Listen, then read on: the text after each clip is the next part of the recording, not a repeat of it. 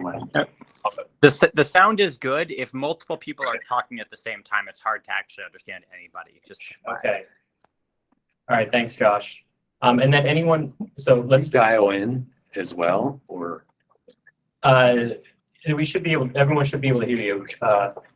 And then anyone who has their computer open, please just be sure to turn off the microphone and speaker on your laptop so that we don't get feedback.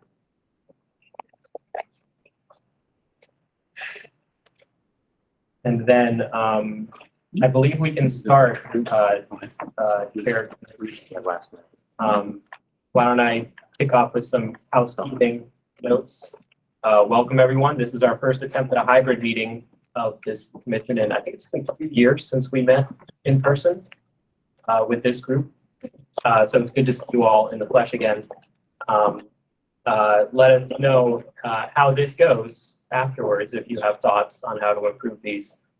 In any case, today we will be picking up where we left off last month in our discussion of recommendations.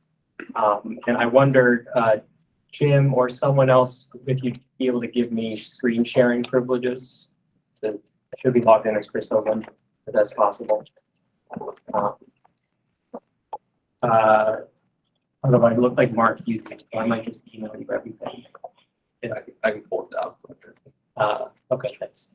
And so we'll pick up where we left off, discussing the recommendations. And then once we finish going through the recommendations, using the same procedures as last time, we will turn to the full report. We provided a draft of all of the language that will go into the report surrounding the recommendations with the material today. Once we have the recommendations established, we'll ask for the commission's formal approval of the annual report, subject to all of the cleanup that MDE will have to do to incorporate recommendations as they come out the other end of today's discussion, and apply formatting and all of that. We will have, I can now present, thank you so much. We will have public comment up at the top. If there are any members of the public who would like to offer public comment, please type your name into the chat box. We've got one in person, and we'll get to that after introductory remarks. So that'll be the process for today. Are there any questions about the technology process? No. Okay, excellent. So Chair Dorsey, would you like to? Sure. I am not going to take a lot of time. We have work to do. I do want to congratulate Governor-elect Moore and Lieutenant Governor-elect Miller for their incoming, and we look forward to transitioning with the Governor-elect. I do want to emphasize that all procedures that have been developed before this commission have been followed at every step this year. And that we've got important work to do, and this work is collaborative.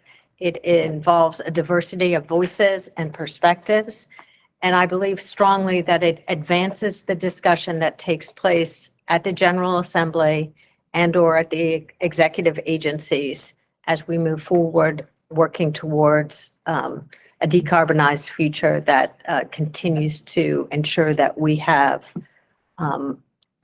great jobs and a strong economy in this state. So this work is important. It is deliberative, and we welcome productive discussions. And I look forward to advancing recommendations that will really make the difference as we reach to achieve our new objective of a 60% reduction by 2031. So with that, Chris, I'll turn it back to you to open it up for public comment. Thank you. And before we do that, I neglected to do roll call. So we do have a quorum. I'll just read off the names of commissioners I see present. And then anyone I miss, please speak up. So I see our chair, Dr. Dorsey, MD Deputy Secretary. I see Ann Lindner and Kim Koval, co-chairs. I see Treasurer Davis. I see Secretary Hadaway Riccio. I see Spiros Papademos as proxy for Secretary Churchill. I see Deputy Secretary Lewis as proxy for Secretary Ports. I see Secretary McCord. I see Director Tung. I see Dr. Goodwin. Dr. Dickerson, Dr. Kirschling. I see Chairman Pinsky, Mike Powell, Delegate Stein. I see Beth Harbor, David Smetic. Have I missed any commissioners on the list? Oh, I see David Lapp, thank you, in the room.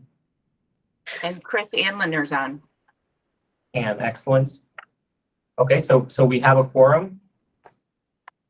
So we can move next to public comment. We'll start with a couple of people who signed up in advance. We have Christopher Sticks.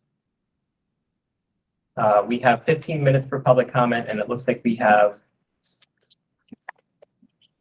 about 5 people. So if we could keep to 2 to 3 minutes, that will ensure we get through everybody. I'll be shorter than that. I think it's critical to meeting our 60% goals that we approve the A, B, and E proposals that were in the MDE package. And that's what I wanted to say. And I'm with the Sierra Club, Maryland. Okay, thank you very much. Next, Amanda Best from the Public Service Commission. Good afternoon, commissioners and stakeholders. I am Amanda Best, Senior Advisor at the Maryland Public Service Commission.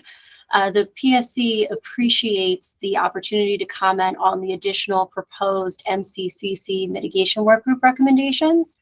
The PSC's written comments are available online and are mostly focused on the impacts to utilities and ratepayers without appropriate additional study if the proposed mitigation working group recommendations A through E are moved forward as proposed at the previous MCCC meeting. The PSC needs clear guidance and would like to be able to have additional discussions to be able to implement state policy in the best interest of the state and ratepayers. I would also like to reiterate the PSC's appreciation of the MCCC's recognition of the Future Open Power recommendations. The PSC strives to implement the clean energy and climate policies of the state as directed by statute and looks forward to continuing to work on the many critical issues affecting ratepayers and the public service companies regulated by the PSC. Thank you. Thank you, Amanda. Next, Jeff Silva. Hello, can you hear me? Yes, we can hear you, Jeff. Thanks. Thank you very much. I'd like to bring it to the attention of the commission that we should be, or I'd like them to recommend that we increase our concentration on the development of energy storage. Now, the fact is that the state will be throwing money in adaptation and resilience, and those are fields that will not be bringing the state any revenue, not as compared to mitigation measures, particularly in the field of our utility energy production, our distribution, and also the consumption. The state is able to collect revenue from those activities, but it won't be able to collect revenue from adaptation. It's basically a money sink. What can you do anyway? Build a seawall around a nature preserve or a reserve? It really doesn't work. So in the field of utility energy, there's also another development, and it's called energy storage. And we should, I'm asking that the state devote resources to the development of that and also keep it independent from the current members of our utility, such as the current energy producers and distributors. These are the people that basically paid money in the past to deceive us about climate change ever since it became an issue. And because of that, when your child, say for example, when you had children and they were threatened by a medical illness, you took them to a doctor. And science was practiced both by the by the physician and also by you in adopting what the doctor told you. So, but if we're going to, say, for example, now that the utilities are coming through and they're accepting climate change and they're having their come to Jesus moment about it, just remember, Jesus is supposed to save your soul. He can't save your life. What saved their children's lives was the application of science. So your grandchildren are now threatened. I would ask that Maryland, look at the map of Maryland, and you see a big core of it in the center is occupied by DC. That's 800,000 people that have pledged to be carbon neutral by 2035, and they're going to need that stored energy from sustainable, renewable energy. And they don't have the real sources, the real estate to implement that. But Maryland does, and it's a source of revenue that we too will also need, that grid scale stored energy. And we should develop that. Maryland is not exact. Thank you very much. But remember, now let's all go out and avoid extinction. Thanks again. Thanks, Jeff. Next, Josh Tolkien. Thank you very much, members of the commission. I'll keep my comments brief as I'm the second Sierra Club person to speak. Thank you for the opportunity.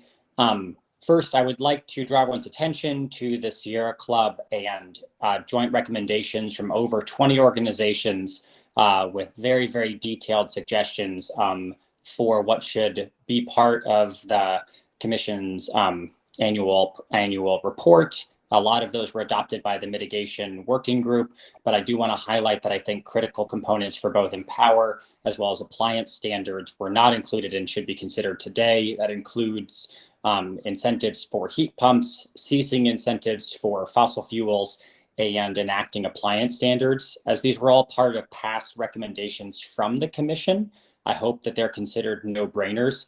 And just to note, I think for public record, that the conversation on updates to Empower has now been part of the commission's conversations for more than 2 years, which I think is ample opportunity for any individuals, organizations, or agencies to have contributed or studied, and that not moving forward in the name of needing additional studies does not seem appropriate given the length of conversation on these items and the urgency of them. So thank you for the opportunity to speak and look forward to the meeting. Thanks very much, Josh. We have one more remote commenter, and then we'll turn to the room. Arjun Mahajani. Well, thank you very much for recognizing me. I'm so sorry to be late. I really appreciate that. I will keep it brief and to one point. I'm talking about the E3 study that Baltimore Gas and Electric commissioned, and also that prior to that, I think it was MDE that commissioned the broader study. I think it is essential to eliminate gas completely from the residential sector. If you look at the 2045, 2022 Climate Solutions Now Act and the net zero requirement, it will require synthetic gas. The cost of synthetic gas, according to E3, will be somewhere between $30 a million BTU to $70 a million BTU, compared to $10, $12 a million BTU today, including distribution. If you keep the whole distribution system going and have the supplemental synthetic gas, it will double the heating bills for low-income households. Anybody who's stranded on the system and needs a full gas heating instead of a heat pump supplement, their heating bills could skyrocket by thousands of dollars. That's besides the methane leaks and all of those other problems of greenhouse gas emissions. I think, at least from the residential sector, it is essential to get rid of gas completely. And low-income households definitely need to be protected from remaining stranded on gas. Thank you very much. Thank you very much. So I support the David Lapp offered recommendations that you're going to consider later. Thank you. Thank you. Okay, so why don't we turn to the room? If there are any commenters in the room, we got an open chair next to Chair Dorsey. Comments. Thanks, Madam Chair. For the record, I'm Garrett Fitzgerald with Montgomery County. I really appreciate being able to join all of you in the room today. I'm here to encourage the commission to include recommendation A that was proposed by David Lapp and almost discussed at the end of the last meeting. We believe that the Empower Maryland program should incentivize all property owners to convert from fossil fuel combustion to high efficiency electric equipment in their homes. We think this will be essential for compliance with the Building Energy Performance Standards that we are developing in Montgomery County, as well as the standards that the state is developing. The state's Greenhouse Gas Reduction Act plan talked about the importance of more heat pumps. The compliance with BEPS will require it. We see the Federal Inflation Reduction Act offering incentives for this. It does not make sense that the state's major energy efficiency program does not incentivize property owners to convert from combustion equipment to high efficiency electric equipment. So strongly support item A, and we do believe that the Public Service Commission needs to be given direction by the General Assembly to make sure that that happens. We don't think it's going to happen on its own. We also want to support recommendation B, which, as you know, focuses on the development of gas utility transmission plans. Both of these, both A and B, very consistent with the wisdom of this commission last year. And we think it's very important that the gas transition planning begin in earnest. And we think recommendation B sets out some very useful clarity for how to do that. Generally support all the rest of the recommendations C through F as well that were proposed by OPC and by MACO. The language is not fully fleshed out with some of these, I think. It's high-level language. There's a lot of opportunity for refinement of exactly what we're going to do as policy is developed from here, but it's important for you all to lean into the boldness necessary to meet the climate crisis that we're in. And each of the recommendations, C through F, will provide some very useful direction, high-level direction to the Public Service Commission and others to make sure that that happens. So appreciate it. Thank you. Very much. Are there any other visitors in the room who'd like to offer public comment? Okay. Well, then thanks very much, everyone. That concludes public comment. I'll just note we've had a couple of additions since I last read roll. We have Hans Schmidt, proxy for Secretary Bartenfelder, Colby Ferguson, proxy for Wayne Stafford, Charlotte Shearing, proxy for Charles Deegan. Apologies if I missed any of you earlier. So we'll turn now to resuming our recommendations discussion. We sent along for this meeting an updated working group proposed recommendations document. I'll orient you to it quickly here. We have noted in the comments all of the resolution from our last meeting, all of the items that were approved and amended, etc., that you'll see. We left off at the end of the mitigation working group section with several proposed, what were at the time, additional recommendations.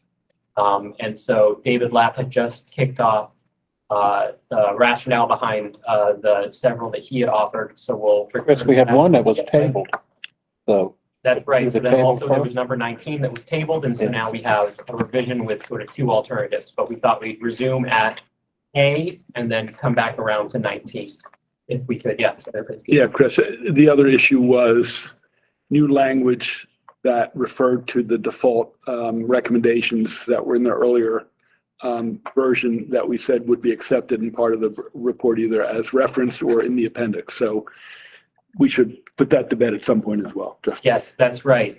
So why don't we talk about that? What we did last year was that we incorporated the prior year's recommendations as an appendix to sort of reiterate them en masse. And we can do that again this year. And then we also included in the materials today a comparison between the 5 additional recommendations we have on the table and the most comparable recommendations from last year. As another item in the packet. And Chris, is there a sentence in the main body that affirms that the appendice includes earlier recommendations that are included as affirmed recommendations of this year's report. It can be just a sentence, but I think we ought to be very explicit that that is in fact part of the report. Yes, that's right. We heard that direction last time, and we'll ensure that it's in there. Okay, thank you. The part of the other report body.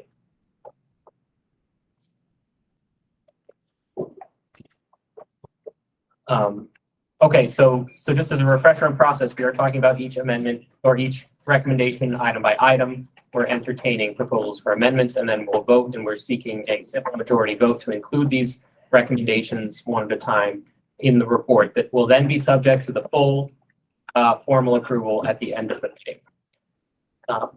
I see a hand up, Director Tong. Wait, we don't hear you. You're muted. Sorry about that. 2 years of this, you'd think I'd know how to operate a microphone by now. I'm not exactly sure how to do this, but MEA had sent in some recommendations, some amendments to A through E. And I would like to enter those. I believe they did not get incorporated, but I wanted to make sure that they're considered. So I yes, moved to enter them for discussion. Great, so those were included as well in the materials, and I can bring them up on the screen. And I think what I suggest we do is that we start with Commissioner Lapp presenting his proposed additional items, and then entertain that motion to amend one at a time, or to consider the amendments by MEA one at a time. And I'll have those available as well. Does that sound, Madam Chair, like a good process? Yeah, Yes. that sounds fine. Okay. Thank Thanks. you. So, People's Council, David Lapp. Okay, thanks. Just one broader point about A through D. They are all fairly modest. None of them would stop gas customers from continuing on gas service. None of them tell direct the utilities to stop spending on gas infrastructure that they're what they're doing now. None of them would stop any of that.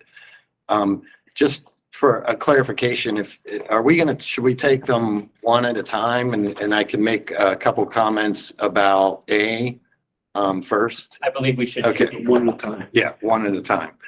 So, A was a recommendation for the most part from last year.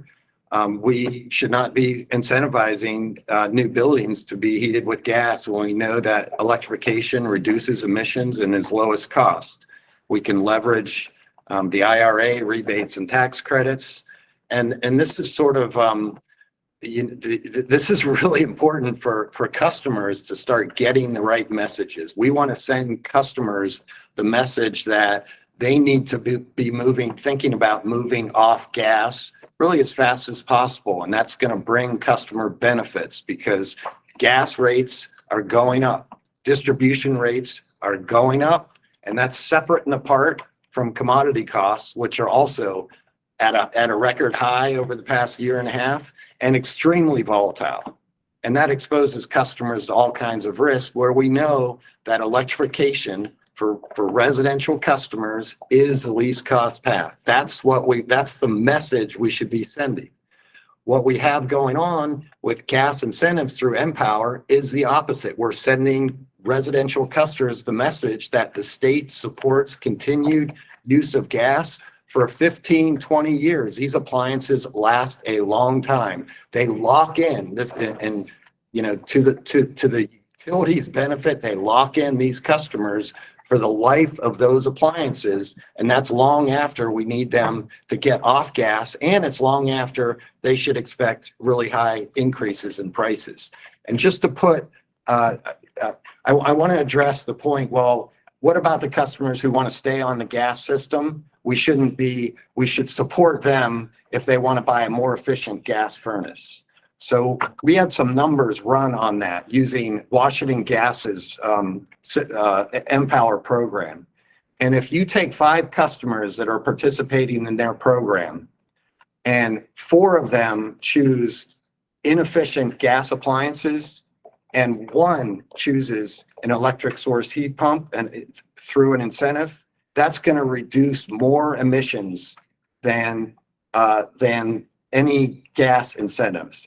I can explain that more clearly. Essentially, we get more greenhouse gas reductions from one than we would get from those customers that decline to take the electric rebate.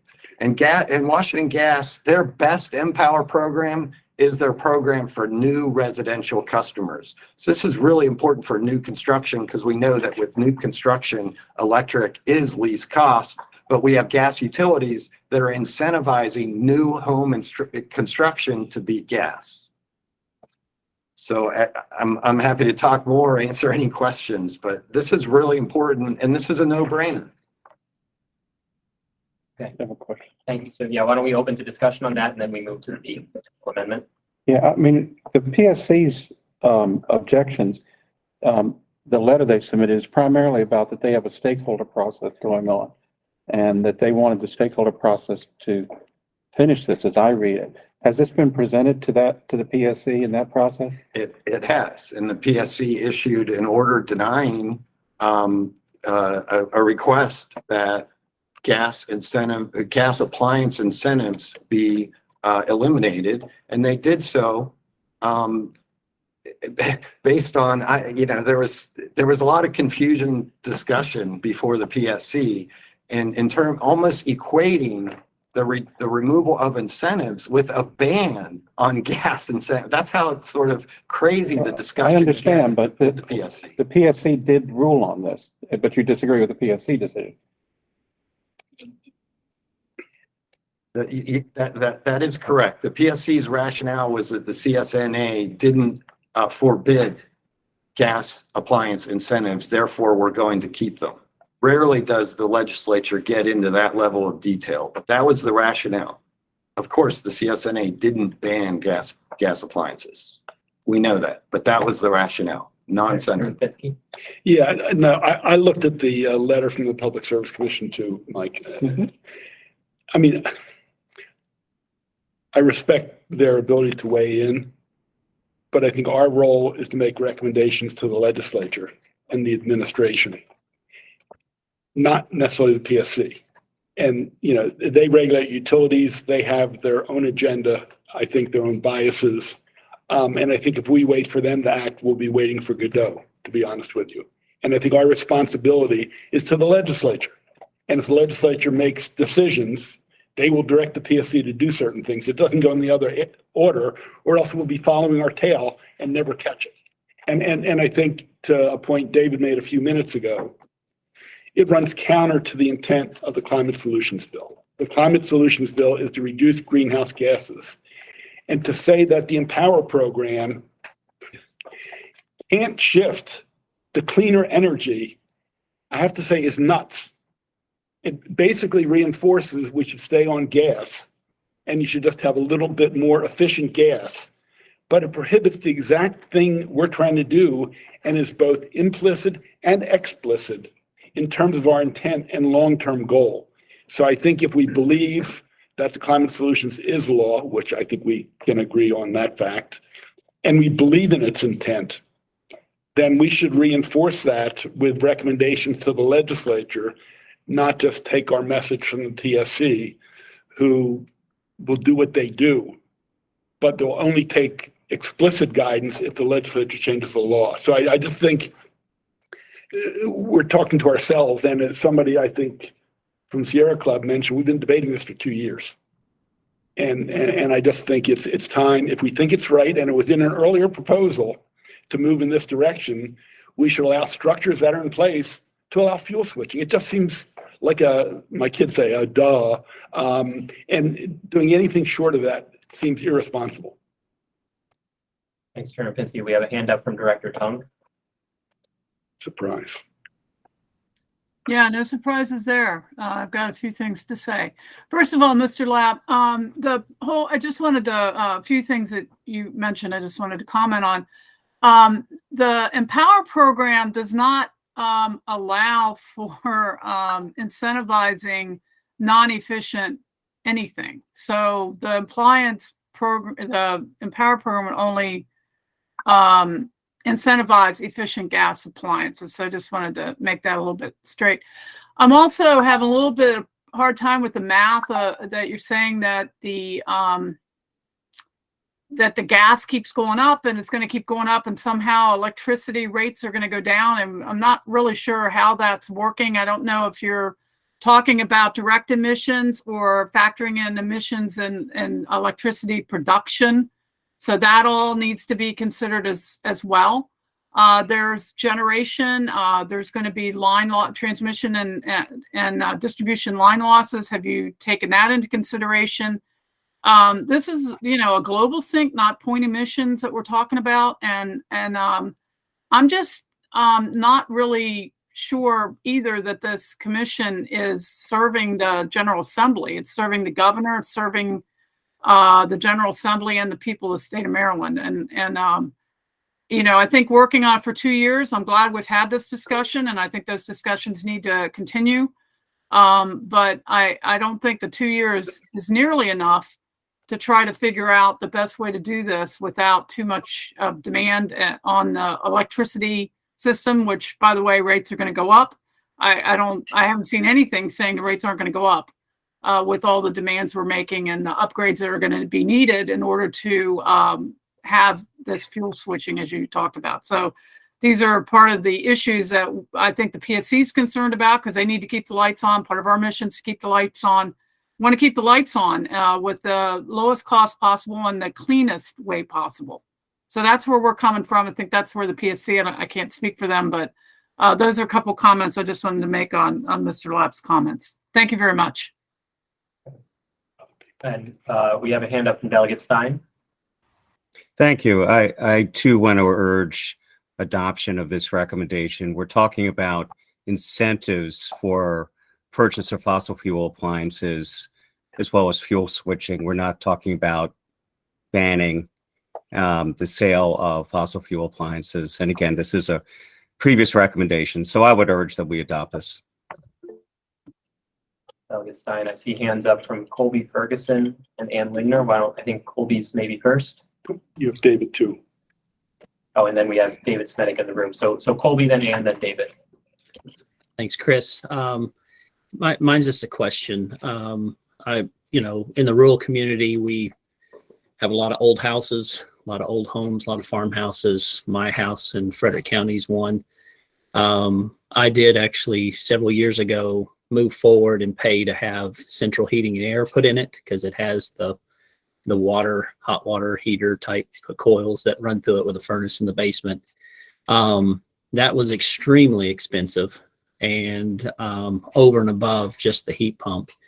I guess my question is if we're pushing people that have houses like myself that use heating oil mostly for in the wintertime, is there funding for individuals to go through that extensive installation of central heating and air, or are we just talking, we'll give you an incentive to get a heat pump?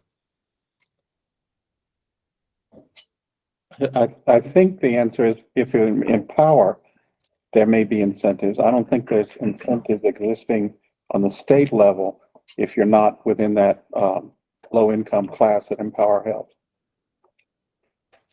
And I believe there's inflation adjustment or IRA federal fund. Yeah, depending on the system. The federal funding will cover make-ready costs, all the associated things outside of the heat pumps.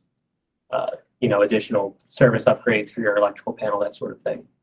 But those don't, the federal agencies haven't firmly established those yet. I just want to make sure that that's fully aware that we're not just saying it's an easy, take this unit out and put in an electric unit. That's maybe easy for doing for a gas stove to an electric stove, but to go from heat from a fuel oil furnace heat to central heating and air is an extensive cost, and I just wonder if we're going to leave people out in the cold because they can't afford that. Yeah, we should mention that the Climate Solutions Now Act did call for a task force to look at some financial alternatives. I don't think the task force has met, but there is that under the act. And the studies that the buildings group performed did account for the broader retrofit costs outside of just swapping out the central system. Then I think Ann is next, if that answered your question, Colby.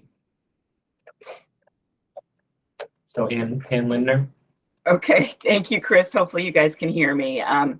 So, I'm going to build off of what Colby started with, which is first to start out by saying that we are supportive of evolving the GHG reduction targets within Empower, right? That makes sense to us in a way that we can sort of focus on lower cost opportunities, lower risk opportunities, and then less of a challenge with implementation. Sort of as we've upped the Empower targets, we've sort of gotten all of the low hanging fruit, right? So it gets harder and harder to implement. So I think that aspect of this recommendation is something we support.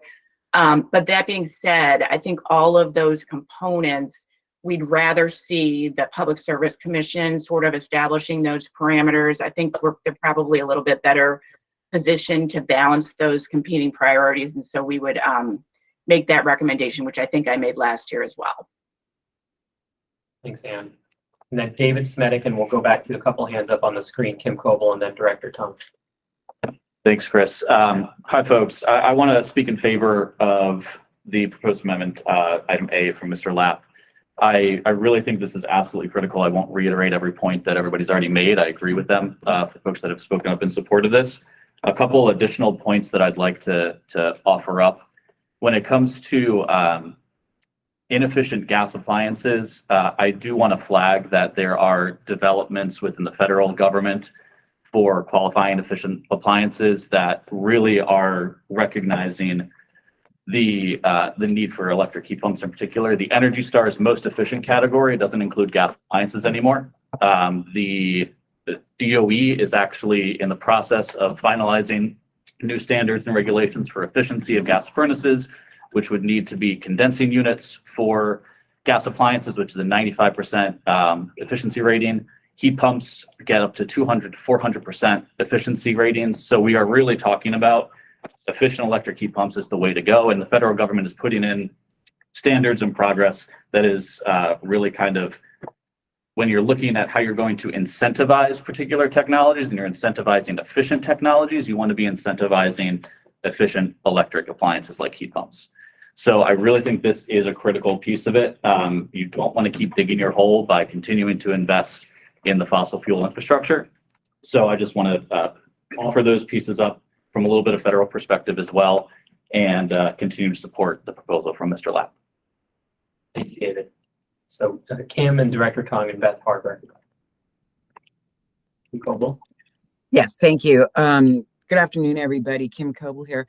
I too would like to strongly support this recommendation, with making the point that the function of the Maryland Commission on Climate Change is to focus the state's efforts on reducing greenhouse gas emissions. That's our role. And we want to do it equitably and fairly and with eyes towards achievability.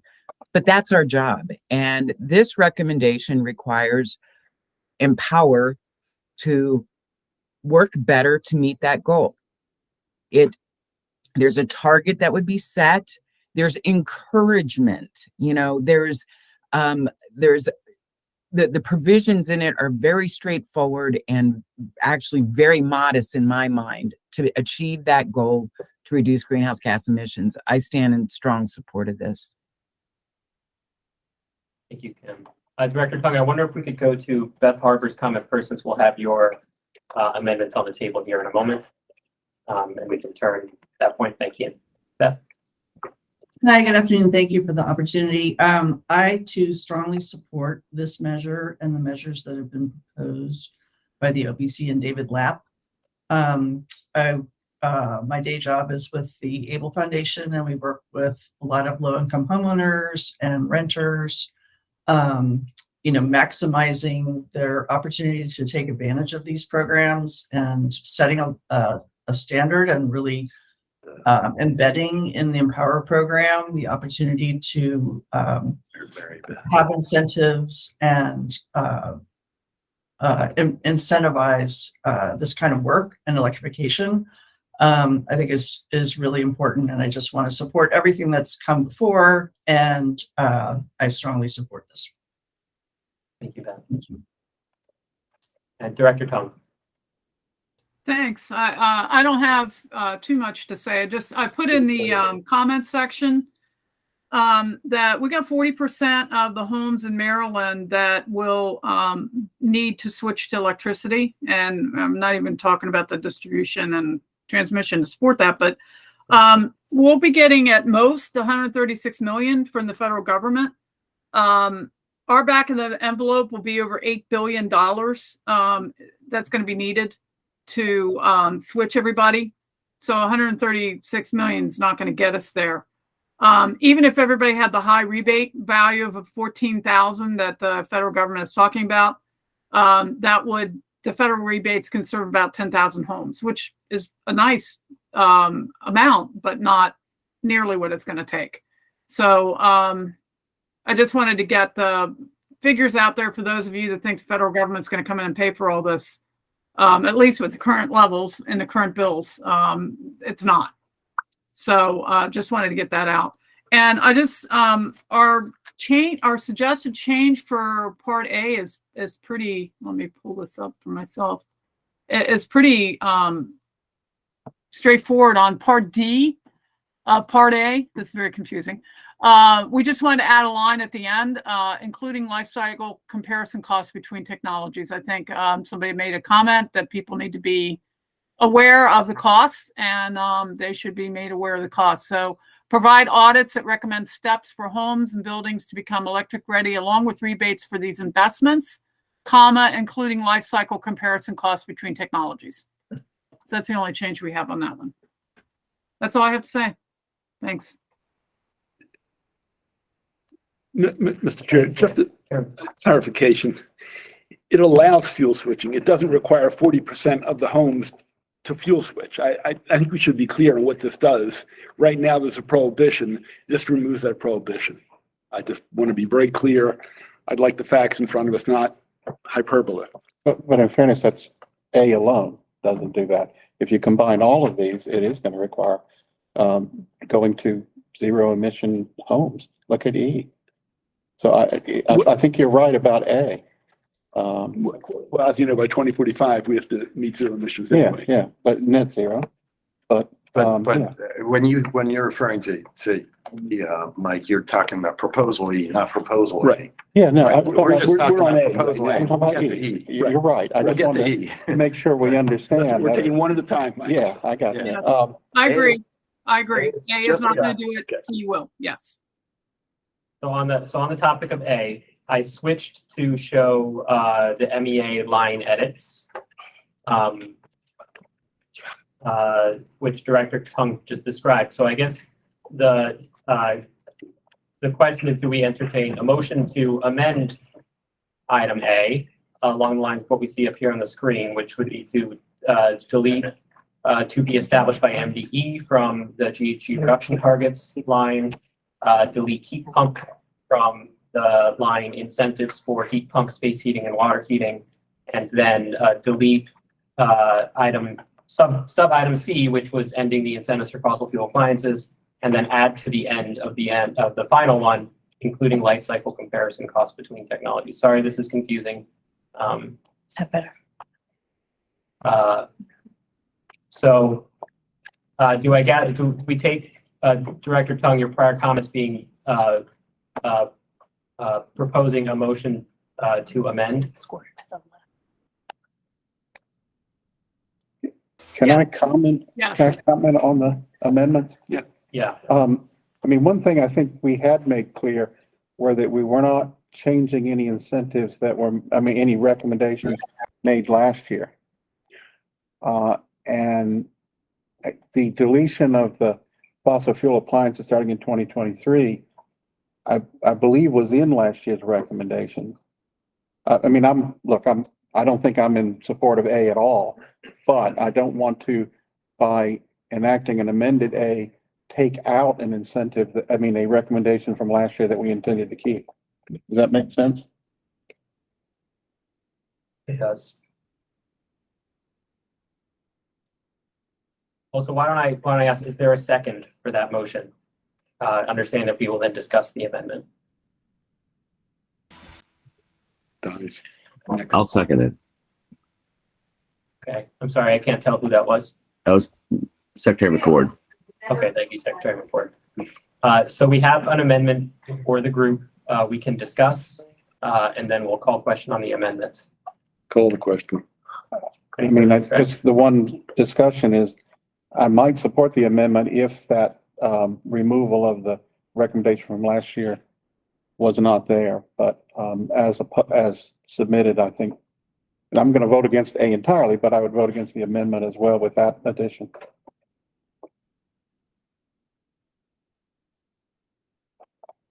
Okay, well, we heard Chairman Pinsky suggest we call the question. Is there a second to vote on this amendment? Second. We have a second from Chair Dorsey. So we're voting on this amendment, okay? Yes would mean yes, we should amend proposal A. We have not approved proposal A yet. Voting yes would mean we should amend proposal A as proposed by MEA. No would mean we should not amend proposal A, and then proposal A still stands, and then we'll turn to proposal A as originally proposed. A question from David Smith. Question, yes. I want to make sure I'm following correctly that part of MEA's amendment is to delete the call for the incentives, for the ending of incentives for fossil fuel appliances, correct? Correct. Okay, all right. That does feel inconsistent with the recommendation from last year, but I almost missed that. I want to clarify. Thank you. Okay, so everyone please, all the remote commissioners, please type yay or nay or abstain in the chat box, and then I guess we'll do hands around the room is probably the most efficient way to do that. Yay meaning amend proposal A, nay meaning don't amend proposal A and then consider it originally proposed. So please register your votes in the chat box, and simultaneously we'll do in the room. So hands for yay to amend in the room. Hands for nay to amend in the room.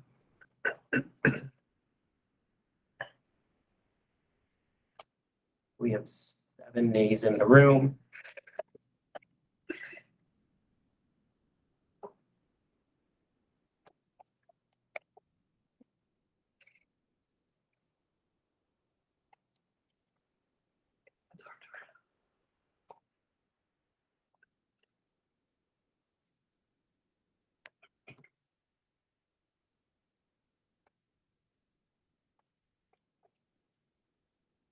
Okay, so the amendment fails. There were 7 yes, 12 no. So now we'll return to discussing the item A as proposed. Just explain the vote I'm going to make if I could. Yeah, so why don't we, back to discussion on proposal A. Yeah, I'm going to oppose A, not necessarily because I disagree with some of the proposals, but there are times when I think the PSC process with shareholders is a better process for making recommendations to the General Assembly. And I agree, this is a matter of making recommendations to the General Assembly. And I know the PSC, in fact, made recommendations on July 1st of this year, and I assume they will, from the shareholder process, make more recommendations. But I just feel that on these issues where there's a process ongoing within the PSC, we should give them a chance to finish that process. Thank you, Mike. Are there any other comments while we entertain motions to call the question? Hand up from Ann Lindner, and then we'll have one from Deputy Secretary Lewis. Yeah, thanks. And I'll just explain my vote on both the last one and this one. Essentially the same reason that Mike just outlined. You know, we believe strongly, and I'm just looking at the 2021 language that did not impose authority on MDE to set those targets. Again, you know, we want to see those set at the Public Service Commission. We think they do a better job of balancing all the interests at play there. And so that's why I will be opposing A. Thank you, Ann. And then Deputy Secretary Lewis and David Lapp. Yeah, I would say that I agree with Mike. One of the issues that we have to make sure we grapple with is the process of analyzing all the issues and adverse consequences of what we're doing over time. So we're trying to move aggressively to achieve a result, which is a good result we want to achieve. But we also have to make sure we're looking at enough data and facts that we manage that process so that we don't adversely impact many constituents who might not be in a position to make that transition as quickly as we'd like them to make. And that is actually addressed often in the PSC processes that are followed. So we really closely, align what our future plans are with something that we can back up with the public as making sense on multiple dimensions. Thanks, Deputy Secretary Lewis. So then David and then David. And I suggest the group we call the question.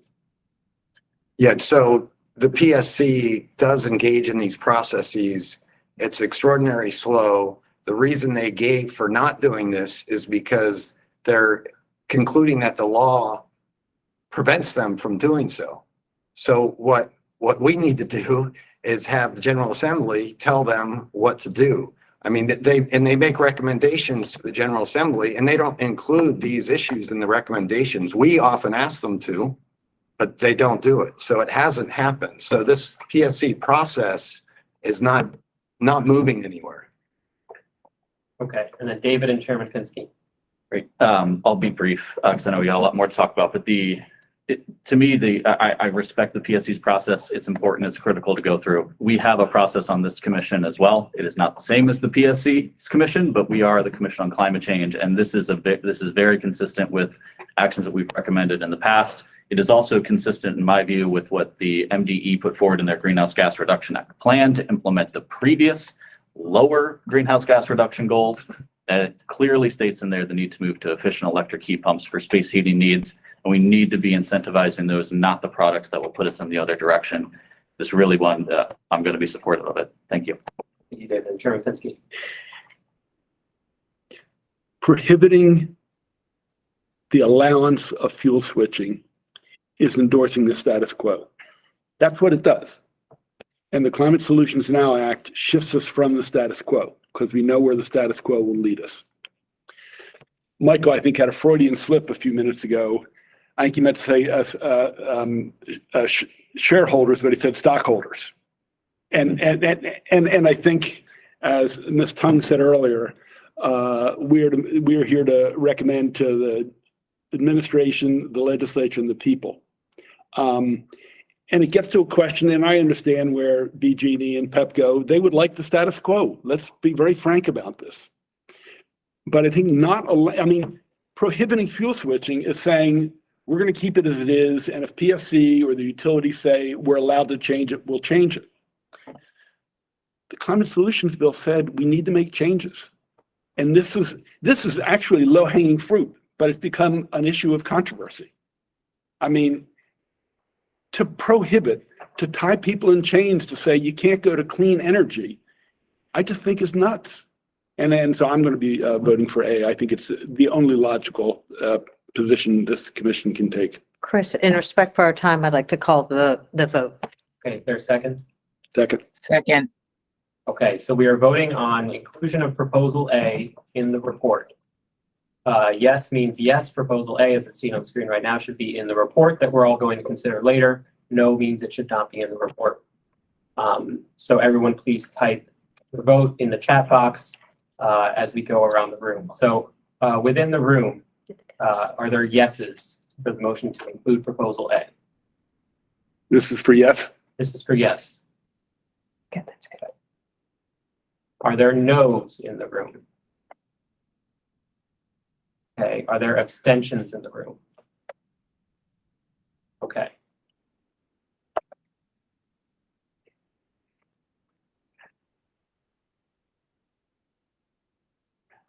So let's do this as we tally votes.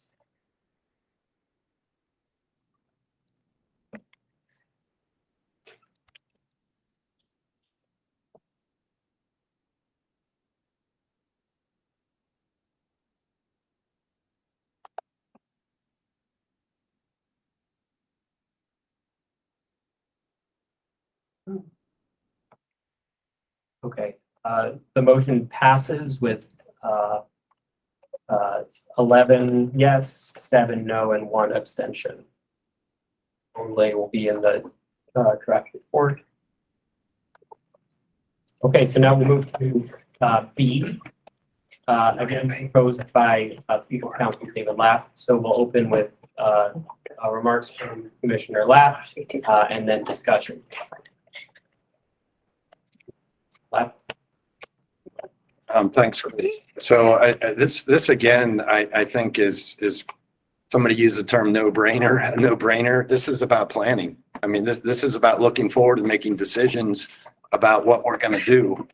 And we can't wait to do that.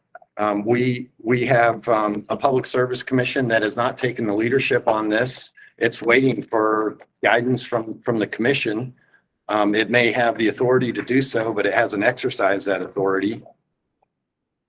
The law gives public utilities a claim to a potential claim to all the investments they're making every day in gas infrastructure. I talked last time about that's the way they make their money, is by the infrastructure. And when they do that, and they're spending, BGE is spending 500 million this year on gas infrastructure. And if we wait another year, that money is locked in, and they recover that money plus the return on the investments. And so every day this money is getting locked in, and it gets harder to slow that down. So we need to move on planning right now, because planning takes a lot of time. In other states are way ahead of Maryland on this. A number of states are, started their gas planning transition proceedings 3 years ago, and they're still engaged. It takes time. This is not like you snap your fingers and all of a sudden everybody's jumping off the gas system. This is about logical planning and thinking ahead, which to me is a no-brainer. I wanted to just touch on what I think has been voiced as an opposition. We have to wait until the Public Service Commission finishes its electrification study in order to do this. Well, the electrification study doesn't get into gas rates. It's really not about gas planning. There's a whole lot that can be done within gas planning that has nothing to do with the electrification study. The scope of that study does not encompass the issues that gas planning needs to address. And it also just goes out, that by statute just goes to 2031. We need to be looking out to 2050. And I want to address this concern about the lights going out. The BGE, and this is not in the E3 report, to be clear. I think there was a misimpression maybe left on the last call that this BGE's alarm bells about tripling system peak and 250 substation. That's not part of the E3 report. That's something that BGE is apparently doing separately. But there's no transparency. We don't know when they're talking about. We don't know if they're accounting for any load management, any energy efficiency, any conservation, CVR, conservation voltage reduction, that sort of thing. But what we do know is that Maryland, for the most part, is a summer peaking system. And as E3 found in the study for this commission, that eventually Maryland will become a winter peaking system. So the difference between summer peaking and winter peaking, that's called headroom. And all the studies out there for other states show that there is significant headroom. The Brattle study for Pepco showed that there was headroom in a high electrification scenario until around 2037. And PJM and if you look at Maryland specific numbers show that there's headroom in Maryland as well. But the one telling study is from the New York Independent System Operator. They did a high electrification scenario and considered when will winter peak catch up the summer peak? And they found that for New York, it's in the mid 1930s. In other words, they can shift their heating to electrification until the mid 1930s without 2030s, sorry, 2030s, without having the lights go out. That's in New York. New York has 20% electric heating now. You know how much Maryland has now? 48%. So Maryland is already way ahead of New York in electrification, and most of that's electric resistance that will become more efficient as it gets shifted to electric heat pumps. The other thing we know about New York is that it's cold. New York is cold. It's colder than Maryland. So, you know, BGE acknowledges in its report, least case scenario, gas throughput is reduced by at least 60%. In their report, they talk about needing a managed transition. Well, that's what this is about, managing that transition, but managing it from the perspective of the state rather than from Exelon in Chicago. So that's what this is about. Thank you, Mr. Lapp. Okay, discussion on proposal B. I see a hand up from Mike Powell. Much like before, I just questioned, but here, the Climate Solutions Now Act specifically required the Public Service Commission to study this issue and do a report by September. It says the Public Service Commission will complete a general system planning study assessing the capacity of each company's gas and electric distribution system to successfully serve customers under a managed transition to a highly electrified building section.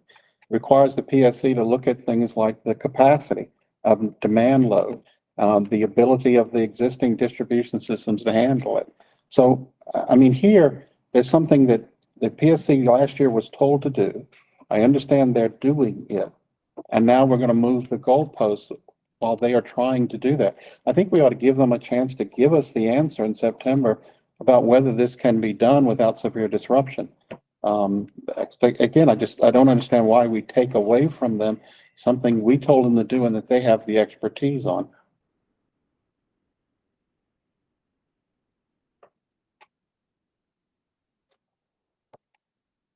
Okay, any other discussion on proposal B? Your hand, Ann Lindner, and then Eric Dickerson. Thanks. I guess I'd want to react to a couple of things. I think, you know, well, anecdotally, it's interesting to understand what happened in New York. Every system is different and every state is different, right? So even within the state of Maryland, the way the BGE system is set up is very different from the way the Pepco system is set up, is very different from the way Potomac Edison is set up. So I would just caution this group to, well, again, I think those anecdotes are helpful. Understand that when we're talking about system impact, we have to understand what that actually means to us here in Maryland with the existing utilities that we have. I also, you know, I think that the legislature told us in 2022 that they wanted to do some studies on this. And so I concur with Mike that we need to let those studies play out before we sort of start reevaluating what the rules of the road are. Thank you. Thanks, Dan. Dr. Dickerson?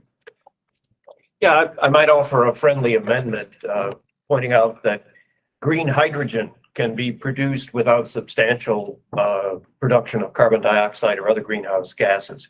So the amendment would be that any new or replacement natural gas pipelines and associated equipment be made of materials compatible with carrying green hydrogen.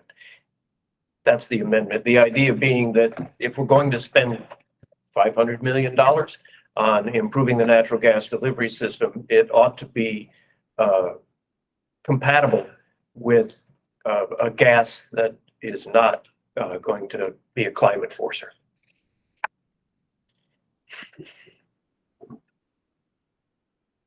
I'll second it if you need a second. Thank you. And the actual wording I emailed. Oh, okay. I tried to capture it on the screen in the meantime.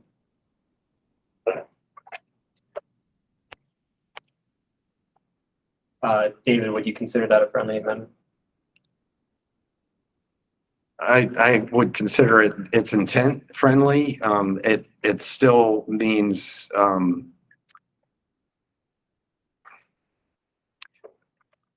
hydrogen is simply incompatible, as I think the amendment acknowledges, with the existing system. So whether green hydrogen pipes should be used for certain processes, industrial processes, that sort of thing, I think is a legitimate question. But changing the whole entire gas distribution systems into hydrogen means, starting all over, which they started in 2014, building an entirely new gas distribution system, which it's hard to fathom that making sense for residential customers when we have alternatives available right now that are cheaper and commercially available. Deputy Secretary Lewis. In some ways, what we're proposing doing is starting over, maybe not over from scratch, but changing our whole energy infrastructure from fossil fuel to electricity is a significant change, which is going to require a lot of out-of-the-box thinking, as we know. I know Senator Pinsky continues to push that, et cetera. Most studies that I've seen says that the most likely best fuel for larger trucks is likely going to be hydrogen. I think some of the auto manufacturer CEOs have said the same thing. And the ability to be able to provide hydrogen to allow us to transfer that sector of transportation is going to be critical, especially given the large reliance of trucks for commerce in Maryland. So I really appreciate your out of the box there. And we're talking about studying it and considering it as we move forward. It's a good point. So I want to, if it were limited if the amendment were drafted so it would, it targets certain sectors, I think it could make sense. But the reality is that it takes a lot of energy to convert hydrogen, to convert wind power into green hydrogen. And there's just a lot of costs involved. So maybe plays a role for some sectors like heavy duty transportation, maybe some industrial processes. It might make sense there. So if the amendment were limited to that, I would consider it a friendly amendment. Chairman Pinsky and then Mike. Yeah, maybe we should take this up as a G or a G. One of the concerns I sort of read between the lines is this might be used to bolster continued piping for gas. And I think, why don't we just have this be a freestanding one, and it might obviate some of the conflict adding it to B. Yeah, and I didn't interpret it as that. I understand what you're saying, but I think your proposal was thinking of it as something we just plan for the future. Yeah, and so I guess I'd just like to deal with it separately from B and let it stand or fall and not get linked. That's all. Go ahead, Mike. Yeah, I was just going to say that I think Earl raised a good question, but there are other things that under the Climate Solutions Now Act can continue to use gas. The industrial processes, which Senator Pinsky has mentioned, commercial kitchens. And so I think the idea that we're somehow going to prevent any gas distribution system from existing in the state is a little unrealistic. I understand the desire to transition residential, but I think it makes sense that whatever gas system we retain for industrial use, transportation use, or commercial kitchens should be prepared to handle renewable fuels. Hey, Chris, this is Kim. I've had my hand up for a little bit, but I noticed in the chat that Garrett Fitzgerald had an interesting comment. He sits on the PSC work group that's discussing this. Could we have him speak to that at my request? Sure. Gary? I shouldn't have written that in the chat. Yeah, so the Public Service Commission has launched an electrification work group, which is about to issue an RFP or has just issued an RFP to hire the consultant who will do the study that's been referenced that Climate Solutions Now called for. There was a lot of talk in the first few months of that work group about exactly what scope can be studied. And I think the work group concluded that it is not possible to do an analysis of every utility's, like how will each of the utilities in the state be affected individually as this transition to electrification across the state moves forward. What they decided to focus on is looking at as we, at a sort of a higher level, you imagine this, so you can imagine a higher level study and a more detailed study. What will be very useful to the utilities is a more detailed study at some point where they're asking the question, as we reach much higher levels of electrification across the building stock, across vehicles, et cetera, where exactly will we have location-specific constraints on the grid where grid improvements are needed to make sure that electricity is always able to flow and the lights never go off, right? They've concluded we cannot look at that in this study. That's far too detailed. The utilities have a lot of data to bring up. It's probably multi-year. They're under a requirement to finish this study by next year, according to the legislation climate solutions now. So what they're instead looking at is, if we experience an overall increase in electrification, what kinds of constraints will the utilities likely experience? What kinds of recommendations can we make to the utilities about the kind of planning that they should be doing next to make sure that the lights will never go off? So it's going to be a little bit higher level. The specific bullets that you see in proposal B that were submitted by David Lapp do not appear in the scope of what the consultant is being hired to do in that study. They got to do the general first, or they decided not to do this? It just couldn't, I think both a matter of interpretation and a matter of scope and the time available. So I think it was interpreted that the requirement here is to plan for what do we need to figure out as electrification moves forward. And it was interpreted that we weren't really directed to also look at how should the gas infrastructure itself evolve, and how, what would a transition plan of slowly moving off of gas toward electrification, that was considered to be outside of the scope. Of course, those things go together ideally, right? As we're figuring out what will it take from an infrastructure standpoint to support a widespread societal shift toward electric technologies, it would also make sense to be looking at how will we manage the corresponding shift that might take place with the gas infrastructure, but they're only going to be able to cover the former in the study that's happening. Okay. Chris, if we're going to be talking about what the PSC study is, we ought to have the PSC representative comment as well. Because what we've got is people who are not commission members making comments on what the PSC study, and I'd like to hear what they think. Sure. So we got a couple of hands, and then I know that we have Amanda and Lisa from the PSC. So I'll heads up, Amanda and Lisa, we're going to be calling on you in a moment after we have a hand from Director Tung and from David Smetic in the room. I can wait until I'm ready to talk about our amendments. Okay. Thanks. David? Great, thanks, Chris. And I do look forward to hearing from Lisa and Amanda. It'll be helpful. I want to speak in support of the proposal B as well. And I won't reiterate the points that David and Garrett and others have made about the importance of it from the broader gas transition planning perspective. I think it's fundamentally critical and agree with what they were saying. And lots of other states are starting to do this, and we're a little bit behind on that, even though we have more aggressive climate goals. The other thing that I just wanted to add in terms of commentary as to why I'm really with this one is the point that this is proactively planning about what the transition away from one fossil fuel infrastructure to a clean, efficient electricity system will look like is really critically important. And we've kind of missed the boat in other situations on that as a state and frankly, as a nation, in a lot of other places. So as we have been moving in the power sector, we only just got in the Inflation Reduction Act a lot of money to really dedicated toward coal communities that have suffered from the transition in the power sector and from the mining sector. We need to be thinking forward now for the next 25 years on this issue and proactively planning and calling on the PSC and having the General Assembly call on the PSC to be actively making this transition in a way that's studied through this perspective. So I do think the specificity within here is really important.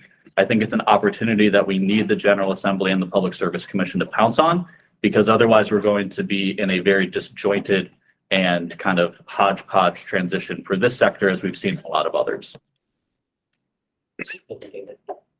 And so if anyone from the PSC would offer any information on the overlap or connection between the PSC's electrification work and the proposal on the table, we'd welcome. Hi, both Amanda and Lisa here. Just in terms of, I would say, the scope of the study and what we've been moving forward with, as Garrett cited, there has been a stakeholder process that was underway with several iterations of a straw proposal in terms of the RFP and the scope of the study that is underway. Based on the feedback of the multitude of stakeholders that were involved in the process, the scope was, I would say, maybe not as detailed probably as the PSC would have actually liked it to go, or members of the PSC would have liked it to go, but it was pared back based on the comments received from stakeholders in that work group process. Additionally, as was mentioned, there are obvious time factors that are going into that, with the language giving us till September of next year to do the study. I would say generally the PSC agrees that this should be an iterative process and is very supportive of conducting additional studies to really try and get the full picture of what is needed as the state moves forward on this path of trying to further electrify the state. I think the main issue that we wanted to raise with the language in B is just that it says orders and regulations, which requires rulemakings, which can be very extensive processes here. And so I think if that was more of a study focus instead of orders and regulations, then I think we'd be happy to continue down this path on this process, and would certainly welcome additional guidance and detail on what the state would like to see out of those additional studies. Okay, thanks. PSC staff. All right, so we have an amendment on the table from Dr. Dickerson that we need to resolve. And then I suggest we return to the discussion of the proposal as a whole. So the question is whether this be an amendment to this proposal or a standalone item. Chairman Pinsky suggested a standalone item. Dr. Dickerson, I don't know if you have a reaction to that. I don't care. Yeah, I'm not opposed to a standalone item. I think it probably fits well under B. And maybe it needs to be, I can rephrase it so that we have gas transition plans, and those plans probably should include examining the feasibility of using the natural gas delivery system to carry green hydrogen. How's that? I'll withdraw my motion. I mean, whatever. Okay, so let's consider this amendment. I suggest we call the question on the amendment. Do we have a motion? I thought you had a motion in a second. And a second. Yeah, a second. Excellent. Okay, so let's all vote on whether to include the amendment of adding this bullet. We'll have discussion. Just restate the bullet. It's to include an examination of the feasibility of. David, look on. The way it reads is we add to the bulleted list of items that the objectives of the plan include. Objectives of the plan include examining the feasibility of using the natural gas delivery system to carry green hydrogen. Okay. Okay.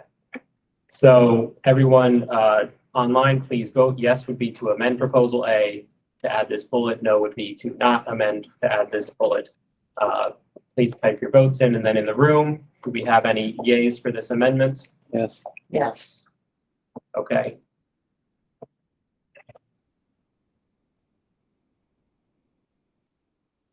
Okay, so the yeses will have it, and we'll give the final vote count shortly. So now turning to the proposal A as a whole, with that new bullet. Do we have motion? B, right? Proposal B, thank you. We can't go back to A. We're on top of that. MEA has an amendment. Yes, Director Tong. Can't hear you. Yes, we have several amendments. By and large, the amendments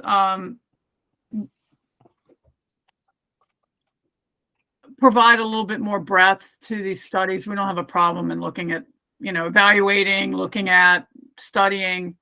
But we want to make sure the all the costs associated with shutdown and network are taken into consideration. or the transport of hydrogen. So cost is a big issue. Again, the federal government's not going to be able to provide all the costs, and who's going to. We also want to be able to look at the lower carbon fuels, including renewable natural gas, certified natural gas, and we have had the discussion about hydrogen and hydrogen blending. Again, I don't know if that would be a standalone or part of this. We've deleted a couple things. Some of it was really pointed at the PSC, and some of it I think was almost borderline, calling the PSC out for stuff they may or may not have done. So we just wanted to keep it very, balanced. The PSC should evaluate different strategies for decarbonizing natural gas system. Determining least cost strategies while maintaining system safety. And then some of the other changes of lower carbon fuels and so forth. So I don't really see anything in here that should be a problem, but anyway, that's our proposed changes. Okay. I'll take that as a motion to amend. Do we have a second? Give it a second to read. Yeah, this was not in what was sent to us, so it's new to us. It is. We got it yesterday. Okay, and what's, okay, the right are deleted items, okay. Yeah, and I believe this may have been, these track changes we're saying may have been on the version that we looked at last month, not the revision that we provided last week. But directionally, you could see.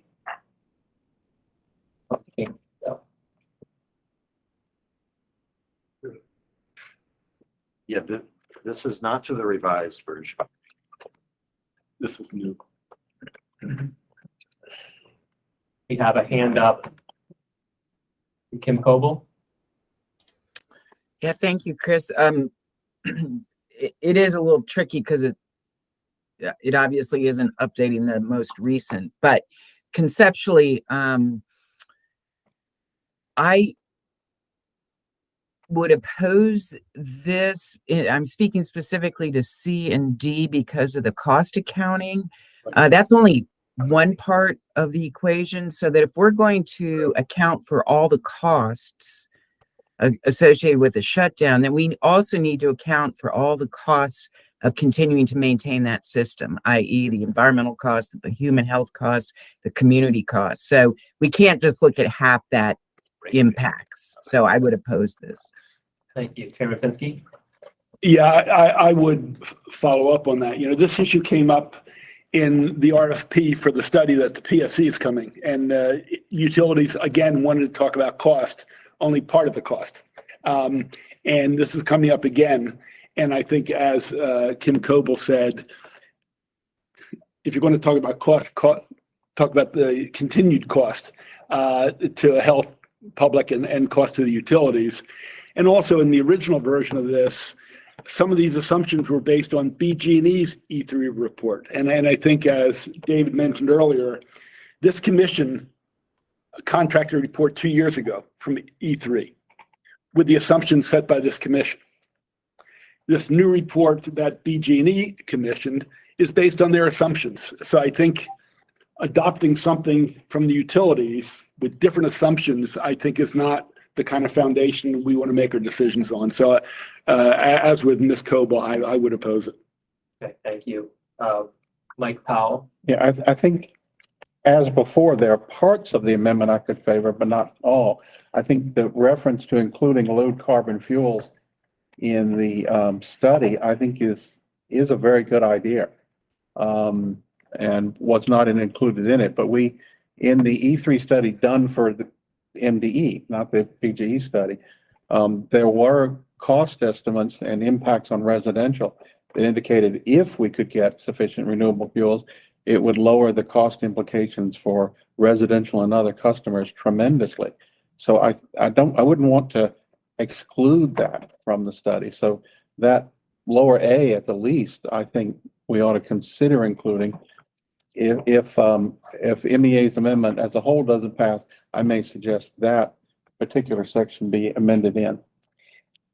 Okay, Deputy Secretary Lewis and David Smetic, and I suggest we move to call the And, question. and out of Mike, the more options that we have on the table, the more likely we are to figure out a way to meet our goals.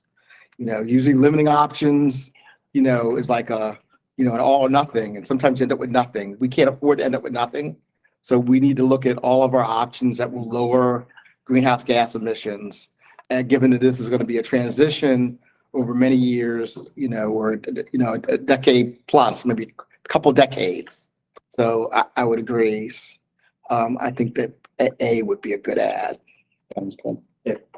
Yeah, thanks. I'm hesitant for these amendments, including in particular, I don't like the inclusion of certified natural gas within there. I understand the concept behind that, but it's still fossil gas.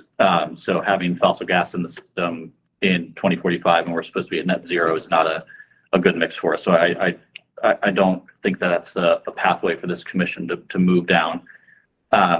And I wanted to highlight, again, overall the importance of this one. I regretfully did not give a shout out to Dr. Makajani, who offered comments on this. I think he highlighted the need for this kind of proactive planning and action to protect low and middle income households in particular from the spiraling costs of the gas infrastructure system. And that's getting at the heart of what this proposal B is. So I do want to lift that up from his comments in the public comment section. But I am hesitant on these. I think that we should move forward with the original language. Okay, so to just be called a question, and just one note from staff, just since this is a lot of information, I just want to make sure everyone understands that in the proposal A, it was for the PSC to issue orders and regulations by a date certain for the gas utilities to develop transition plans. This amendment is instead PSC evaluating strategies that are associated with the transition. And MEA is not opposed to, looking at other costs. I find it befuddling that people don't want to look at the cost. And if you want to add in some other costs that you think need to be added in, we're okay with that. There's nothing here that limits what's evaluated, but these are things that we think do need to be looked at. We can't, you're talking about the cost of trying to convert, yet you don't want to look at the cost to convert. I don't get that, other than you just want to do this without taking in consideration the impact on ratepayers. And we've got a lot of energy poverty in the state already, and I think we need to know what the costs are. So I'm kind of befuddled that folks are not in favor of this. I really am. Okay, so I suggest we call the question. We have a motion. Do we have a second to vote on this amendment to amend proposal B from utility plans to PSC evaluation with these strategies listed? And it's all of the amendments now. Yeah, we're out to consider the whole thing. Up or down? We have a second? We don't have a second. Second. Okay, I didn't catch who that was. Hadaway, Secretary Hadaway. All right, thank you, Secretary Hadaway. Go. All right, so everyone please vote yes to amend proposed B like you see it on the screen. No to not amend it, and then we'll return. In the room, do we have any yeses in the room? Do we have any noes in the room? Do we have any abstentions in the room?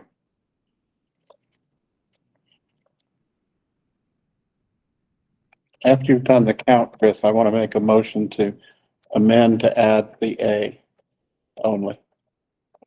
Do you want to remove the certified natural gas component of Let's that? hold for the vote first. Let's. Yeah. I just want to make sure we don't go immediately to the whole thing. I don't disagree with you, but I'm just trying to stave off a. Yep, no. This vote has to come first.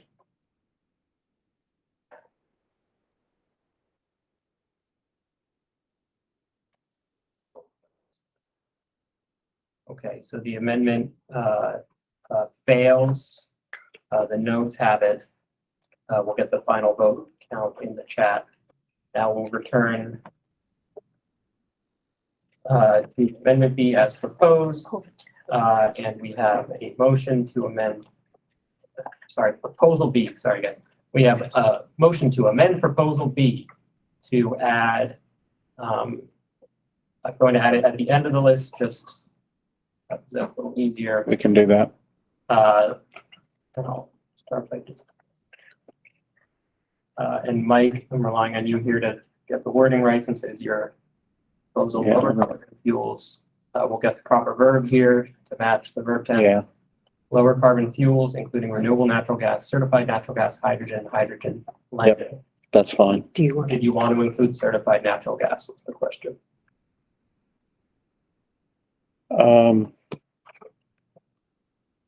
The question is, can I get it to pass if I take it out? I'll take out certified natural gas. So we have a proposed amendment. Do we have a second? Second. We have a second. So let's discuss proposed amendment. I see a hand from David Smedick, a hand from Chairman Pinsky. Just a point of clarification, what is it we're voting? What is the language and where does it fit in? I'm sorry. Yeah, so Because I've got, adding a bullet about in the list of strategies or key objectives of the natural gas utility transition plans, including what would you say, examining, Mike?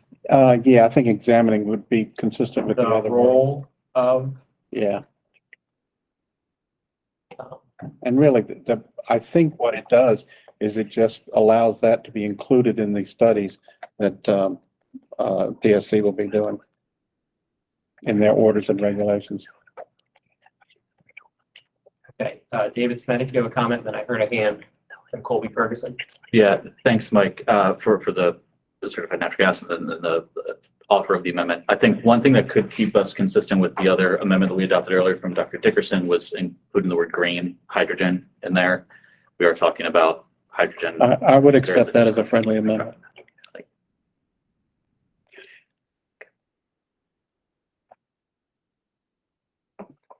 Chairman Pinsky. just a question. I'm trying to understand. I mean, I understand clean coal, which was tried to foist it on us for a while. I'm trying to understand renewable natural gas. I don't know who has that and who's promoting that concept. So with your, anytime you concentrate humans, you concentrate natural gas. We have it from food waste. We have it from wastewater treatment plants.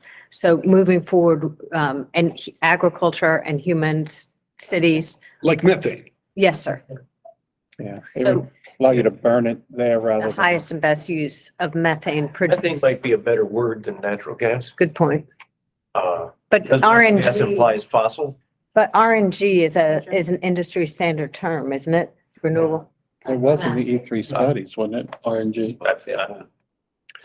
You're outside my field now. Yeah, the industry refers to as renewable natural gas, the academics and, the E3 refers to it as biomethane, but it's Biomethane. it's, we're talking about methane in one form or the other. It's either from methane or from biogenic resources. Right. It's a parenthetic biogenic methane after renewable natural gas, just so we're clear on what it is. And that would help me only because Okay. I've heard remarketing different products and I want to be very careful. That's not what we're doing here. That's all. Okay, I see Mike nodding as a friendly amendment. We have a hand up from Colby Ferguson and then I believe also David Lapp. Yeah, I was just going to say that, that we have the recommendation number 8, which is to require MDE to propose regulations for low carbon fuel standards. So I would think this would couple very nicely with that requirement. So I think this is a good addition. Okay, David Lapp. I think, I guess I would say, given the rest of it, if this is needed for this recommendation to go forward, I could probably live with it, but we should all recognize that we're really spinning wheels here. There's E3 already studied this. These alternatives are costly. They're not available at scale. There's plenty of studies out there that show that, these things, it's not like they can be used to replace the existing natural gas, to make use of the existing gas system.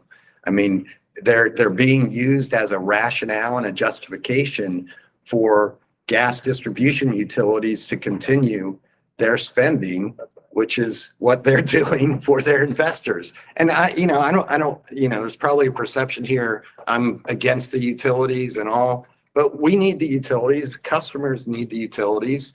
I support the utilities' ability to make a profit. We need investors to make capital investments that customers need. But we have to understand that when we're following their lead is going to lead to more capital investments, whether it be gas distribution or electric distribution. And that's just a fact. And so I'm not opposed to this, but this has been studied. This is not like this is going to cause a lot of diversion, a lot of energy that we don't need. If the state is serious about meeting its climate goals, it's got to reduce the distraction from these technologies that are not commercially available. Thanks. We have the hands from Mike Fallon. Yeah, just a correction, David. The E3 study actually did say that renewable natural gas would be far cheaper. They added that they questioned whether they were going to be sufficient. That's why they didn't make it the primary. But far cheaper than what? Than using a hybrid system or full electrification in terms of resident. There's 3 charts. I can pull it up if you want. They considered that renewable natural gas would be much cheaper, but they did suggest that they were concerned about availability. That part's true, but on a cost basis, the difference Not much was literally cheaper than natural gas is now. Literally, their differences were billions of dollars per year.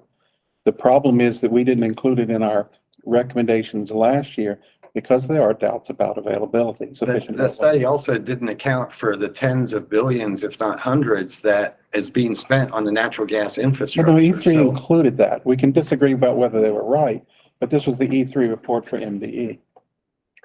So, Deputy Secretary Lewis. Yeah, I was just going to add, I sat in an engineering systems class at UVA 40 years ago, and I had a professor quote that electric vehicles will never happen because there's studies that said they'll never get the cost down of the batteries down 1,000 or 10,000 fold to make it happen. And because there was a need to make that happen, smart people figured it out. You can't discount what type of technological innovations will occur to allow us to move forward the way we'd like to move forward if you set the environment, which I think is what Senator Pinsky is trying to do. So you can't discount what's going to be able to be done. You also cannot think that we're not going to be able to avoid tremendous amounts of capital investments to make this transition. That's, to me, just common sense, and that's something we've set our minds on in the state of Maryland that we need to get done. So just, do we have a call for a vote on this amendment? I'd like to suggest we do. Go ahead and call the vote for this amendment. Okay. All right, have a motion, have a second. So we're voting on inclusion of this bullet as an amendment to proposal B. Yes means to add this bullet, examining the role of lower carbon fuels, including renewable natural gas, i.e. biogenic methane, green hydrogen, and hydrogen blending. Yes means includes that bullet. No means do not include that bullet. Everyone, please type your votes yes, no, abstain. In the room, do we have yeses? Do we have no's? Do we have abstentions? Okay.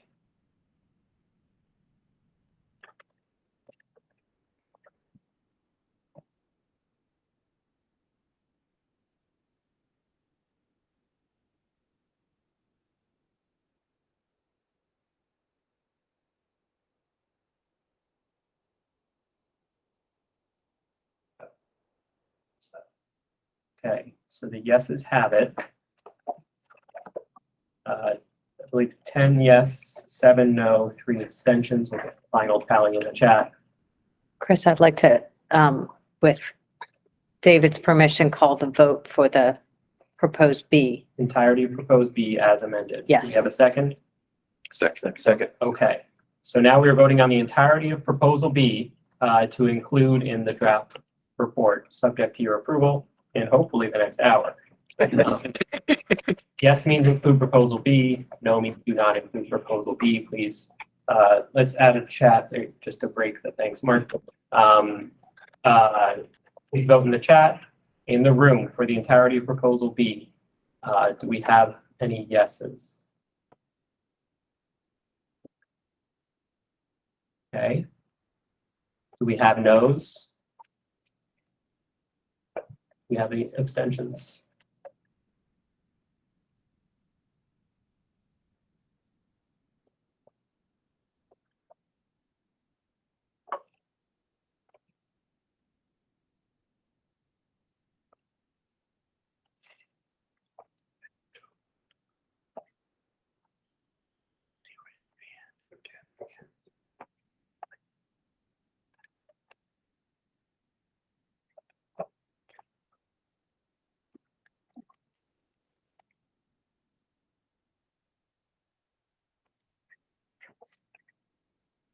Okay, so here's the yeses have it.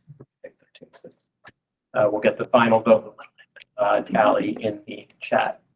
So proposal B will be included. So moving on to proposed C, which is the rest are a little bit shorter, so hopefully we can move a little faster. This is a proposal by People's Council David Lapp. Short of an all-electric construction code or for any exception to an all-electric building code, the PSC could reform the gas line extension policy. David Lapp, would you like to introduce this proposal? Sure. This is just about what happens when a new customer wants to connect to the gas system. And right now, a lot of those costs, often it's completely free for a new customer to connect to the gas system. And it depends on how far away and how much line needs to be attached. But those costs end up being spread out over a significant period of time. And our analysis shows that the costs aren't, it's not, the costs, there's an assumption basically that the customer is going to stay on the system and consume so much gas, and that those revenues count towards supporting the system. But we know that gas throughput is going to decline significantly. BGE report says at least 60%, quite likely higher. And so those calculations for when the costs are appropriately shared with other customers are just off the mark. A number of other states are looking at reform. Some have. Oregon just in the past week just changed its gas line extensive policy. So that's all this is about recognizing that that all customers shouldn't be subsidizing infrastructure that has questionable longevity and making sure that other ratepayers aren't paying the consequences of that. I saw in the PSC's comments that they would like more detail. And I think, so I'm going to actually propose a friendly amendment to my own amendment. What I have here is the PSC should align gas line extension policy with the goal of broader electrification of new construction and declining gas sales. So again, yeah, aligned gas line extension policy with the goal of broader electrification of new construction and declining gas sales. I tried to make it consistent with the CSNA essentially. And so this doesn't, say it necessarily even has to change, but it says PSC look at this gas line extension policy, and other states are doing this. And we think existing customers are unfairly subsidizing new customers. okay, thank you. Discussion on this. I see hand from Mike Powell. Yeah, I don't have any problem with this. I think it's wise. And I think that is what we want the PSC to be doing. Okay, thank you. Any other discussion, Deputy Secretary? Just a question for David Lapp. Does the current policy for gas line extension require the new customer to pay the total costs of that extension? I thought that was already the rate making case. You just, No, the answer is it depends. If it's far away, then there will be a customer contribution. So there's a calculation based on like where the customer is, but many of them are free. If you're connecting a new home where there's already a gas main nearby, it's for even perhaps if they have to extend the main and add a service line, but it's all built into this equation. Each utility's extension policy is a little bit different. right. So it's a different pot between services, distribution, extension, or transmission extension. Yes, I mean, a gas main or transmission extension would be a whole different thing. This is about, essentially new service lines, but they may involve, extensions to mains and also new customers, of course, can add the capacity on the system and require the utility to expand its capacity as well. I just question whether this should be more specific and spell that out rather than just sort of make it in general, given that there are customers that have to pay for extension of transmission and in some cases distribution. I'm just, the wording of it just seems like it would lead somebody to believe that new customers aren't paying, that all new customers aren't paying their total cost now. And some of them are, probably. I guess I don't see the language is inferring one way or the other. It just says that the extension policy should be aligned with the state's goals, but Okay, any other discussion before we? Call the vote. Dorsey? Nope. Chair Dorsey proposed we call the vote. Do we have a second? Second. We have a second. Okay, so we're voting on proposed addition number C. Yes means include it in the draft report. No means do not include it. As amended. Right. As amended, friendly. Sponsor. To himself. So everyone please type your votes in the chat box. Within the room, do we have yeses for proposal C? We have no's. We have abstentions.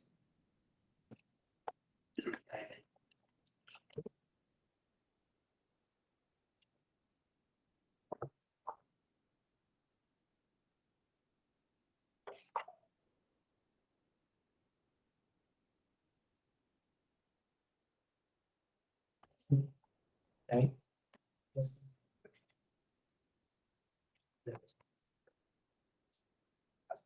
Okay, the yeses have it. We'll put the final tally in the chat. Moving to item D.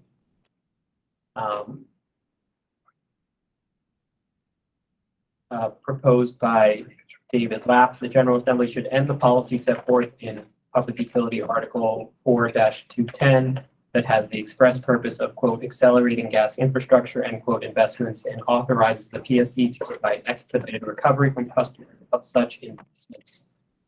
Commissioner Lapp would care to introduce this proposal. Yeah, thank you again, and I think this will be the last one that I'll be presenting. So this is really the problem in state law right now. We have an express policy of accelerating gas infrastructure at the same time as we have a goal of electrification. And this policy, I want to focus this. You're going to hear from the utilities, and I'm sure people talking about how important this is. And I want to emphasize that a couple of things about what this really does not. It does do the acceleration, and it gives utilities significant incentive to invest as much as they can, as fast as they can in gas infrastructure. But what it doesn't do is it doesn't create any new safety requirements. Utilities are right now, they're already obligated to provide safe. If there's a risk on the system, they have to fix it. They are perfectly capable. They have been for, probably close to over 100 years of investing in their systems. And this doesn't tell them they can't invest in their systems anymore. All it does is say, let's not accelerate it. And we should not be accelerating it for the same reasons we just talked about gas planning. We shouldn't be accelerating one option without evaluating what that option looks like and what that infrastructure is actually going to be used for. And this sort of relates to Deputy Secretary Lewis's comment. We're not opposed to technology, and in fact, you know, if the renewable fuels can make something happen, but what we are troubled by is that utilities are making all these investments through Stride and outside of Stride that we don't, that our customers are stuck with for decades and decades into the future, based on a hypothesis that these technologies will be available. They're essentially gambling, and they're gambling not with their shareholder money, they're gambling with ratepayer customer money, and it's gambling in billions of dollars. And all this proposal would do is say, let's not accelerate that. We can decide later whether we're going to stop it or slow it or how we're going to shrink the system. That's part of the gas planning, but we shouldn't be accelerating that now. So Stride has no safety requirements. Utilities have that obligation. We have FAQs on our website, opc.maryland.gov, that talk about the safety issues. None of the big gas explosions in Maryland would have been impacted by Stride. We also have the fact that the BGE in its report, it talks about leveraging its existing system. Well, the reality is that BGE is less than a third of the way through building its new system. There is no existing system to leverage. Its Stride plans take another 20 years to complete. So we shouldn't be accelerating that when we don't know what those pipes are going to be used for. Again, the problem with the statute, aside from the fact that it does accelerate their spending, is that when we go before my office and others go before the Public Service Commission or other entities, and we say we want to support, say, incentives for, or we want to eliminate incentives for gas appliances, then the response is, well, there's a purpose in state statute to accelerate gas infrastructure. How can we support the electrification when there's this other policy? So we have two conflicting policies. Now, again, I'm going to repeat it again. They can still continue to invest. This is not a panacea or anything to stop the infrastructure spending that's going on. It's not going to stop it. And as evidence of that and of the lack of a need for Stride, just last week, BGE filed with the Public Service Commission notice that it's not going to file a Stride 3 plan because it's going to roll it all into its multi-year rate plan, which is another vehicle for rate making that the Public Service Commission has adopted. And so they're going to move all their Stride plans into that. So they're not even planning on using Stride after their current 5-year plan is over in a couple of years. So again, this statute is not needed. It's not needed for gas utilities to invest. It's not needed for safety. And I'd be happy to answer any questions. Proposed Chairman. hand up from Treasurer Davis. Yes. There's so many places I can start here.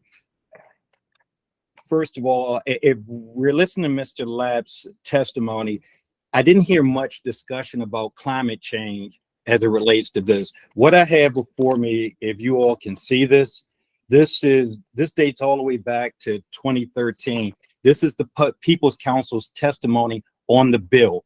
The People's Council did not like the rate structure, and that's all it is. Forget talk about accelerating. What this is, what Stride is simply a payment mechanism. Everything that can be done can be done. The people have to pay these costs if they're prudently incurred, regardless of whether it's Stride or no Stride. Let me repeat that. If it's the people would have to pay these costs, Stride or no Stride. What this is a way to get money up front to finance it. It's a financing mechanism. And we did do this. I'm sorry that I would disagree with the People's Council. This had very much, when we were doing this, there were literally homes blowing up in Baltimore City. Literally. I know this because I was the sponsor of the bill. I was the chair of the committee in which it was the committee of jurisdiction, and I was the floor leader in the House. I know what I'm talking about. This bill is strictly a financing mechanism. The People's Council did not like this change, this financing change. Just as he mentioned earlier, they also did not like alternative rate making. What we're doing here is relitigating a bill that was litigated in the legislature for 6 or 7 years before they finally came up with this particular plan. So if what he's saying that we should not be doing, then the policy needs to be focused on whether or not we're doing anything with gas, period. Should we allow pipes to be replaced, period?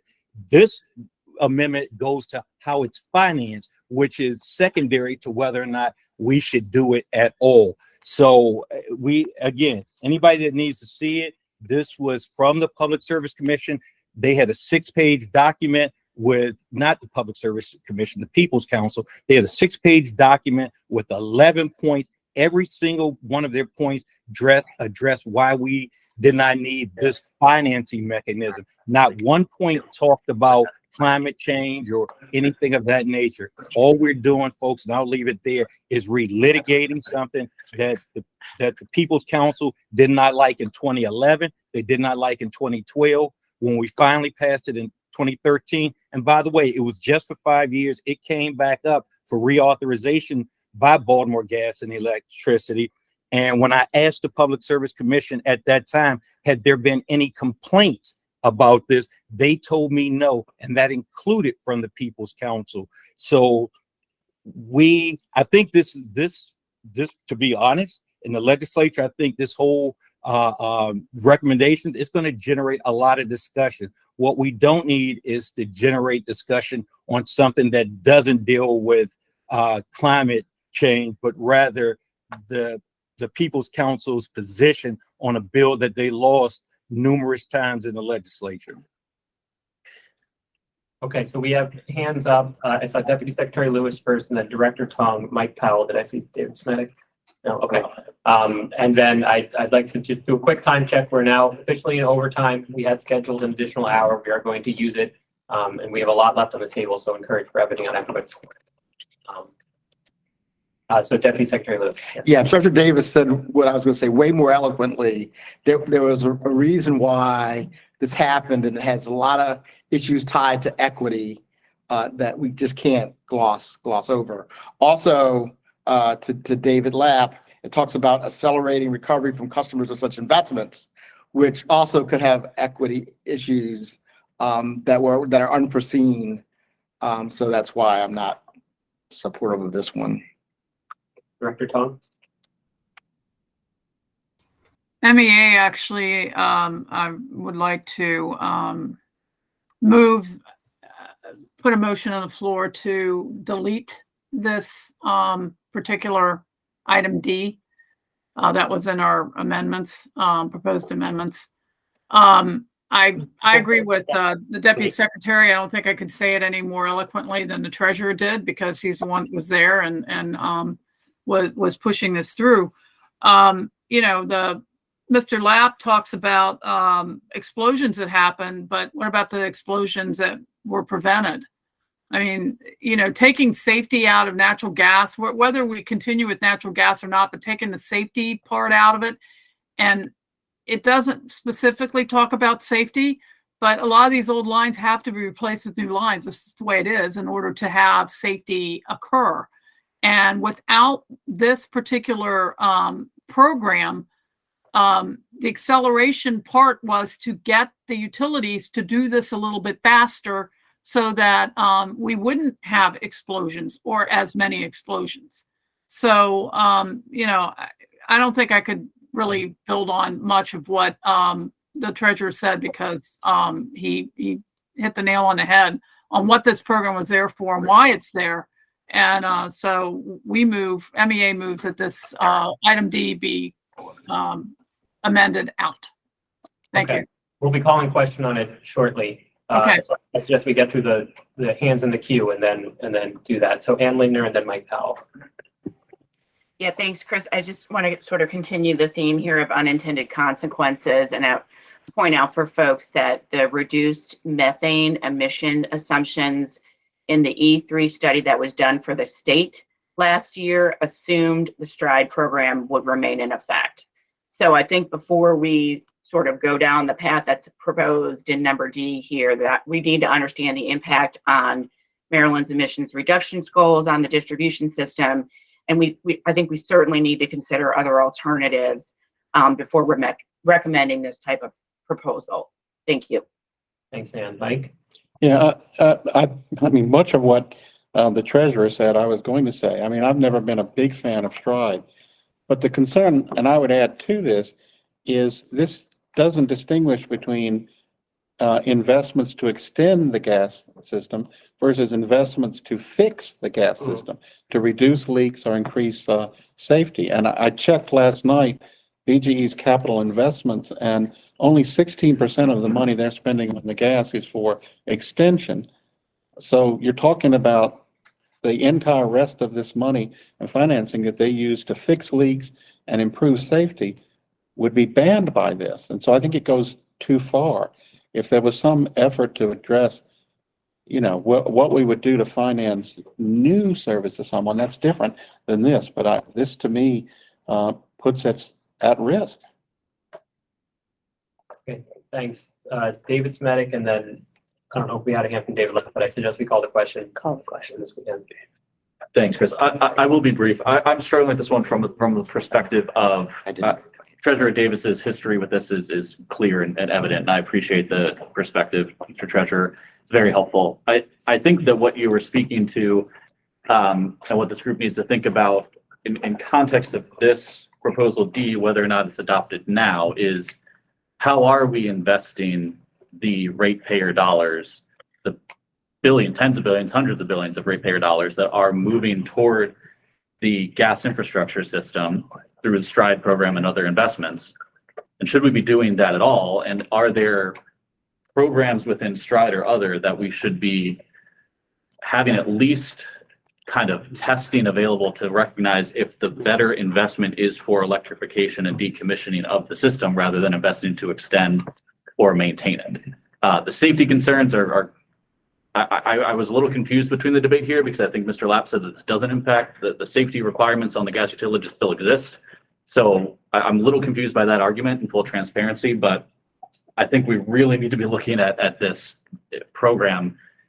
I don't know how this one will vote for folks, but I really don't think we can end this discussion.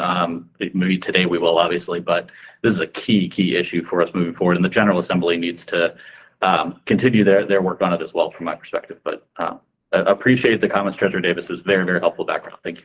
Call the vote. Is that all right? All right. I'm gonna just pull it, you know, so I think we need more discussion on it. Okay. Okay. All right. Hopefully we'll get the opportunity within the working group next time, but. All right. So D is withdrawn.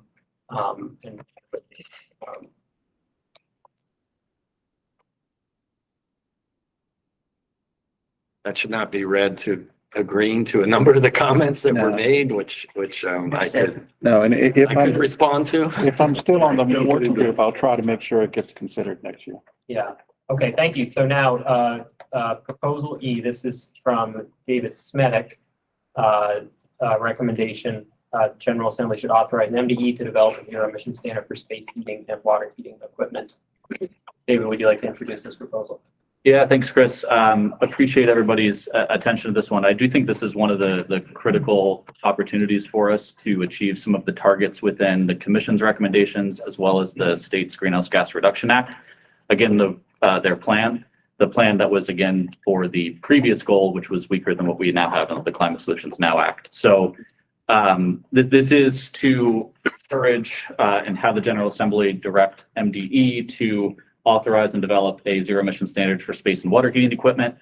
So it's basically an appliance standard for to help us meet the goals of deployment of heat pumps and other clean, efficient technology. I think that was sent around from either Chris or Mark yesterday or earlier in the week was where this recommendation was born out of was the target from the Commission on Climate Change last year, as well as within, I believe, the modeling assumptions for MDE for their 2020 greenhouse gas plan, that we need to target 50% of residential HVAC and water heater sales to be heat pumps by 2025 and 95% by 2030. A little bit of additional context since we set that Commission standard or that recommendation last year.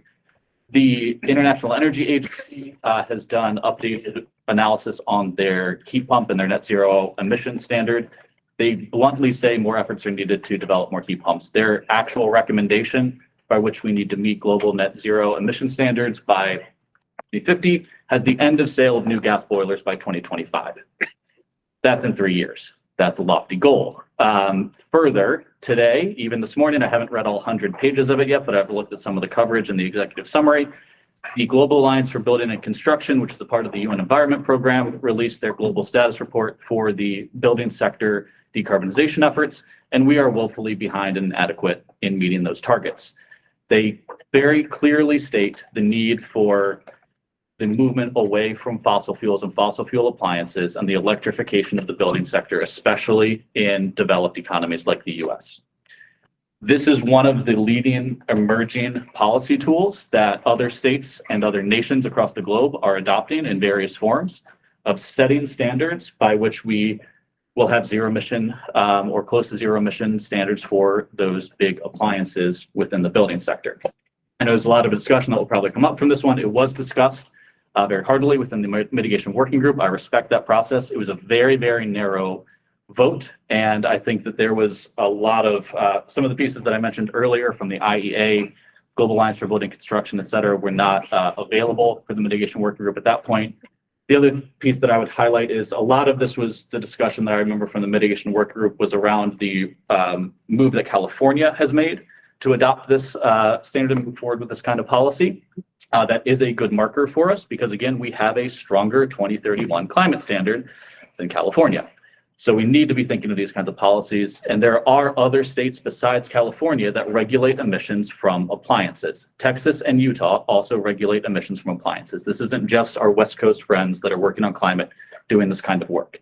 This is a critical tool in the tool belt that we want to have authorized for MDE to move forward with in the appropriate fashion. So that's the intro. We're happy to have more discussion around it and hear any questions. Thanks very much, David Smetic.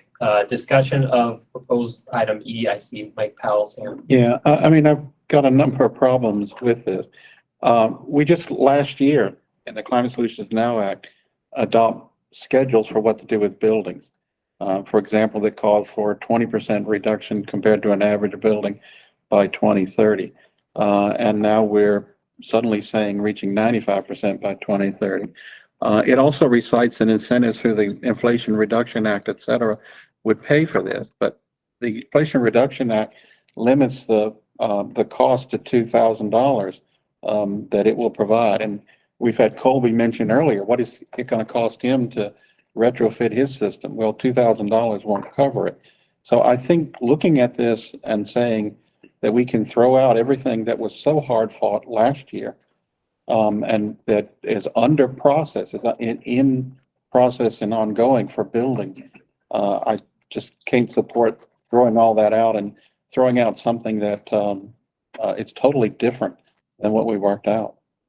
Thanks. I see we have a response from David Smetic, then we'll move to Director Chung and Kim Coble. Yeah, thanks, Mike. I absolutely recognize the concerns. Thank you. I think one thing that I do want to make very clear, though, the 20% by 2030, that you mentioned for the buildings, that's actually very specifically for the building emissions performance standard, my understanding is, and that's for large commercial facilities. I think that MDE ran some numbers, and it's not a small chunk, but it's not a large chunk of the buildings either. So this is, it is not different from that. Would it influence the BEPS development? Probably, but it is actually really focused on the broader spectrum. The Climate Solutions Now Act did not cover the rest of the building sector with new regulations processes. So I think that's where my piece is. Okay, maybe is this intended only to cover the buildings that were not adopted, covered by the climate, because it was what, 35,000 square foot from memory? This is residential.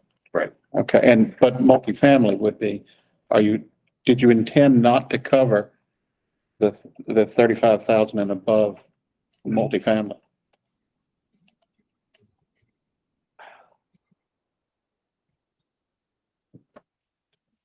I would be happy to talk through that if it would be a friendly amendment. I think that, yeah, sorry. Let me think on it a little bit more.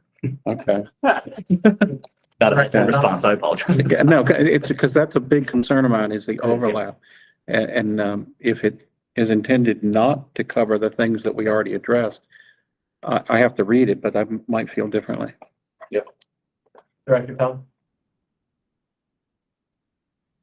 Once again, the funding source is not identified, and we're not aware of a funding source that would cover, over 40–50% of the state to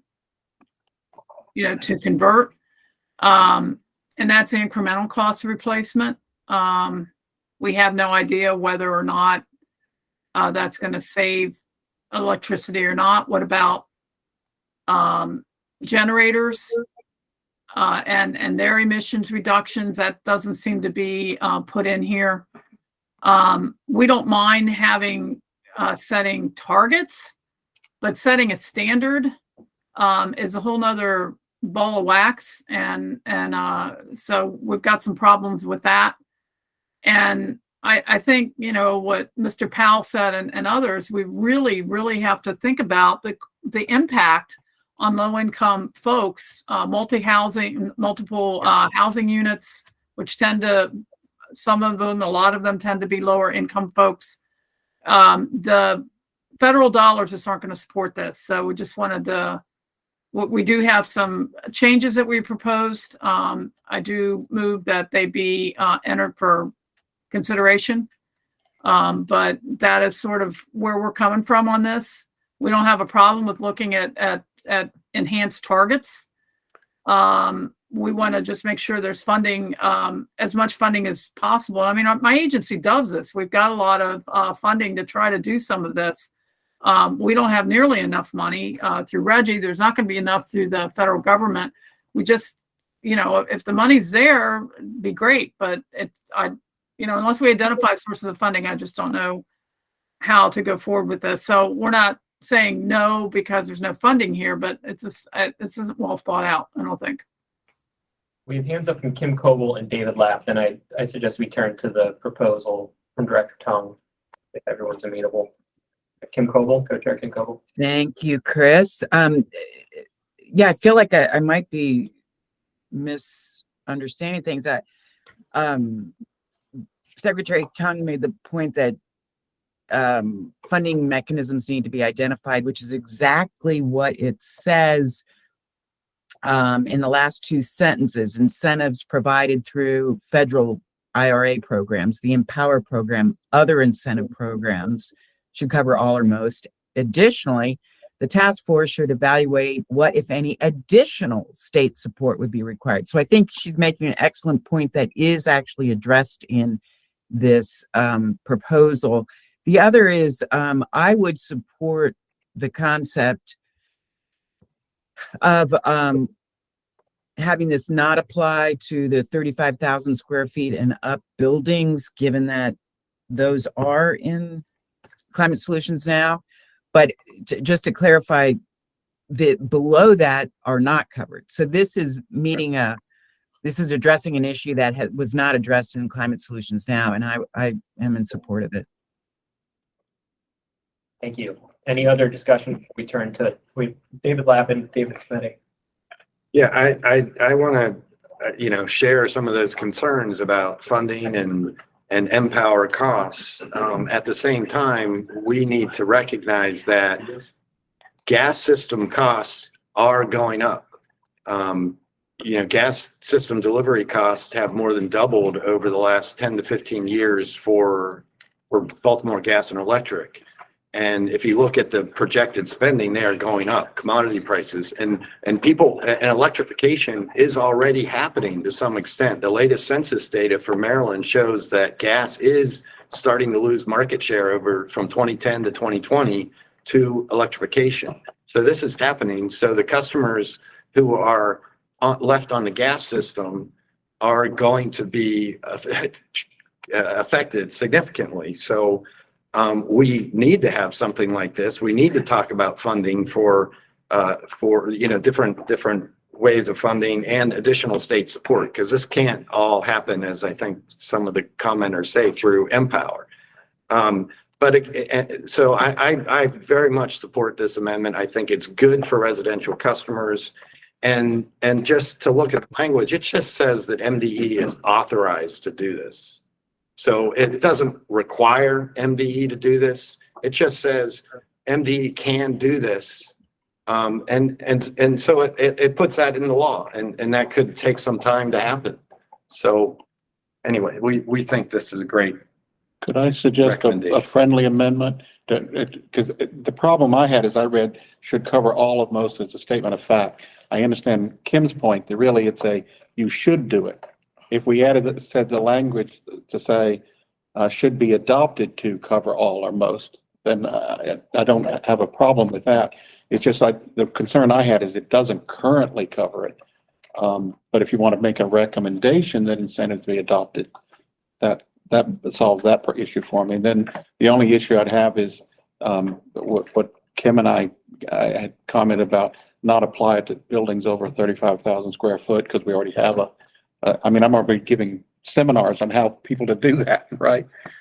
Yeah, I think that when I mumbled, give me a minute, it was because I was looking at the recommendation language from last year instead of the new one. So thank you. I do think those should be friendly, but Chris, you wanted to change. In the mitigation working group, we did change the first instance of should to are expected to, I believe, because that was meant to be when it says IRA, Empower, other programs should cover all or most. I believe the intent wasn't a recommendation, that was meant to be an expectation. And then the actual recommendation would be for the state to then, in the following sentence, the implementation task force should evaluate additional state support. Gotcha. Yeah, that sounds good. And Mike, your other two pieces there, those sounded like friendly amendments to me. Okay. Move the item with the friendly amendments. Second. Okay. Call the vote if you can get those amendments in.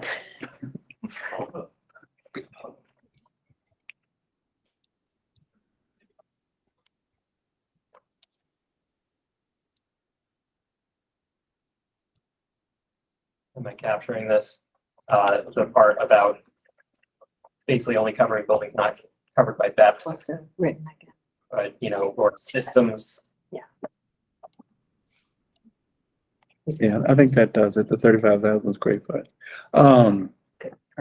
There are some weird buildings that are not covered. Aren't there, like laboratories or something? Yeah, but since this would be for residential systems. Oh, that's right. So that takes care of that. Okay. That makes it. Yeah. All right, so that's a friendly amendment as well.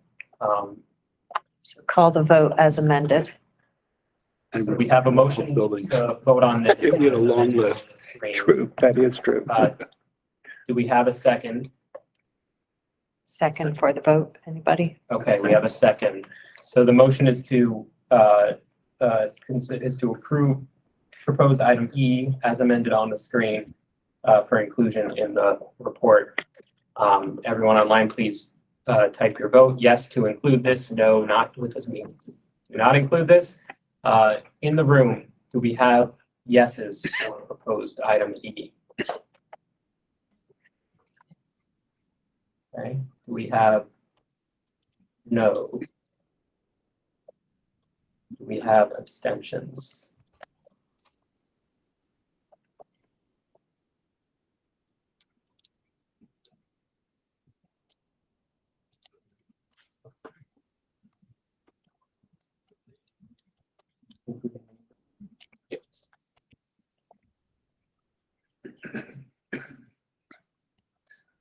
Okay, so the yeses have it. The final tally is coming in the chat box.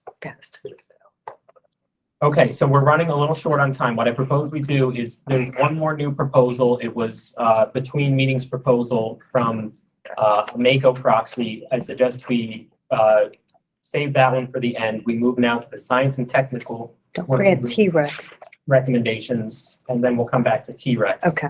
So for the scientific and technical working group recommendations, we didn't get to these last time. There were a series of written minor amendments proposed. The STWG reconvened and incorporated those and presents these revised ones. I suggest to the chair and co-chair that we consider all of the STWG items as a single consent calendar, as the amendments were non-controversial. Was that a? I've got a challenge to that. Okay. And that is number 23, a plan should be developed by MDE, DNR, and University of Maryland. It defines the suite of models. I think MDOT should be part of that. We've got federal requirements tied to that. We've got goals that are already set up in the MPO at the NCR. See if that's Okay. a friendly amendment. Dr. Goodwin, would you consider that a friendly amendment, adding MDOT to the club for 23? And it looks like PS and planning too, and Was for DP. the prior, we'll correct that, Secretary McCord. Dr. Goodwin? We can't hear you. Give us a thumbs up or thumbs down. Looks like a thumbs up. Okay, so we've incorporated a friendly amendment to 23. We can see you talking, but we can't hear you, Dr. Goodwin, I'm afraid. Are there any other items in the STWG list, items 21 to 29, that anyone would like to remove from a consent calendar? Okay, if not, then I suggest, Call the Madam vote. Chair, that we consider all of those en masse for consensus. So moved. Okay, are there any no's? I just, Yeah, I'm going to vote yes, but I just want to make one comment because I'm surprised the treasurer hasn't made this comment. There's an awful lot of money being proposed here. And we're also proposing a huge amount of money for cars. And I think we just need to be conscious that we're asking here for a General Assembly to propose a lot of money, in which I'm not sure we can get all of that. And in my sense, the priority should be on cars. But I'll vote for it, but I just needed to make that comment on the record. Was that about one in particular? No, well, it's when you add up everything, there's a lot of proposals in here, but I'm gonna vote for the stat. I think we need to recognize that if we keep recommending lots of money being spent on stuff, something's gonna have to give. Okay, Treasurer Davis, your hand. Well, since I was called out, I would remind Mike at the last meeting, I actually made that comment that there was a long list of we should finance this, tax incentive for that, up and down the list, and there just isn't an unlimited amount of money. And I mean, I guess we can say that's not our problem to worry about it because essentially that is what we're saying. But literally about half the recommendations call for either tax incentives or the state should fund this, the state should fund that. And as the treasurer, I can tell you, we can do that for the next 2 years, perhaps. But after that, all the federal money would likely be spent. And then we got to add tax increases to that discussion if we're going to figure out where all of this money is going to come from after these next 2 years. Okay. Since I was called out. Yeah, Deputy. And one more comment, and it goes back, and it's not possible to change it. But item number 4 related to the governor of the General Assembly should set an aspirational target for 75% of newly registered light duty vehicles. I would suggest, from an equity point of view, an affordability point of view, and also from a point of view of trying to get the folks buying vehicles to get the highest miles per gallon possible. And maybe we could have as a percentage of that 75. But I think hybrid should be part of that. Hybrid is part of the state fleet goal, okay? And the 75% would be, as an aspirational goal, would be much easier to probably get to if hybrids were on that list, even if it was just for a Plug-in hybrids are in, but you mean non-plug-in? Yes, non-plug-in hybrids. So that So just process wise, that one was, we Right. voted that one last meeting. In the interest of time, I wonder if we could Gotcha. capture that nuance and implementation. Yeah. Okay, thank you. But I just want to get that on the table. Thank you. And that'll also be an issue that'll be brought up from an equity point of view. Yeah. That you didn't include non-plug-in hybrids. I just know for me, and mine is not an equity issue, but I commute primarily with my hybrid, which doesn't get the greatest, but it gets 35 miles a gallon, rather than my Lincoln, which gets 20 miles per gallon. Because I know I put more miles on it and it's lower emissions, okay? But there's a lot of other people out there who might not be able to afford a battery electric or a plug-in, who could afford a used hybrid, okay? And the fact that this is not included as part of that goal, I think is an issue. Yeah. Okay. So the question we have before the floor is whether we have consensus for the scientific and technical working group items. Is there anyone who does not approve of the scientific and technical working group recommendations, items 21 through 29? Okay, then I suggest, Madam Chair, we have consensus on the scientific and I'll technical vote. working group items. And I believe we don't need to vote since we had. Oh, you're right. The consensus. Thank check. Okay, so And we're Chris, almost done, everyone. Yes, Dr. Goodwin. yeah, if you don't mind, I think, I'm sorry about the technology glitch a moment ago. I did just want to respond to Treasurer Davis, and on behalf of the STWG, we took your comments very seriously. We fully understand that. But just to put this in context, this is proposed based on what the state of California did in the last few weeks. And with many of the issues that have been raised this afternoon, there's huge cost implications. So the idea of this accelerator will be looking at ways where innovations that will allow us to get to these goals, where there's research or activities going on that could help reduce those costs. So we did take your comments from the last meeting very seriously, and we fully understand the constraints that you were warning this group about. Thank you. Thanks, Dr. Goodwin. So we're on the home stretch. We're going to turn to the item we tabled last time, with item 19 on thermal renewable energy. So at our last meeting 2 weeks ago, the commission tabled this, sent it back to several commissioners who cut it down. It may not look like it looking on the screen, but trimmed it down substantially, made it more direct. However, there was a lack of consensus on a couple of specific parts. So what we have here is a yellow version and a green version. And what we're going to ask everyone to do is vote yellow versus green. After we discuss, we'll have time to discuss, and then we'll vote on inclusion of the winner in the annual report. The difference between those two votes.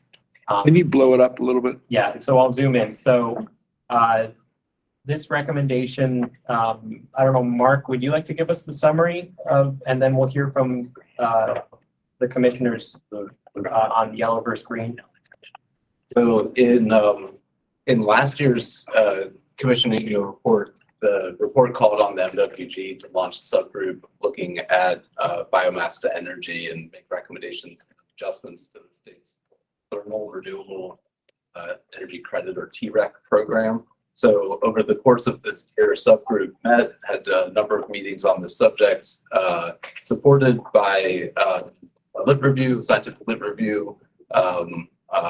So anyhow, a quick nod to STWG and Peter Goodwin specifically for providing resources to those ends. The long story short is that the work group recommended several changes to the TREC program. The broad takeaway was that the TREC program, which creates credits for thermal renewable projects, thermal energy projects, which are not electricity generating projects. The broad recommendation was to that there should be a separate thermal energy specific program. Call it, it's referenced in here as other states have developed something like a clean heat standard to focus on cleaning the thermal energy supply in the state, and by removing the TREC program from RPS, there would be sort of a return to the RPS being focused on electricity only. And then in addition, amending the qualifying biomass definition within the thermal renewable energy credit program to include low-value wood material on the lines that you can see on the screen.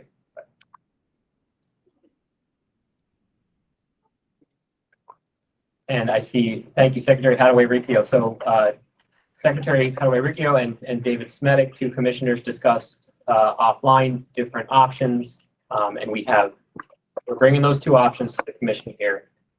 They're color coded in yellow and green.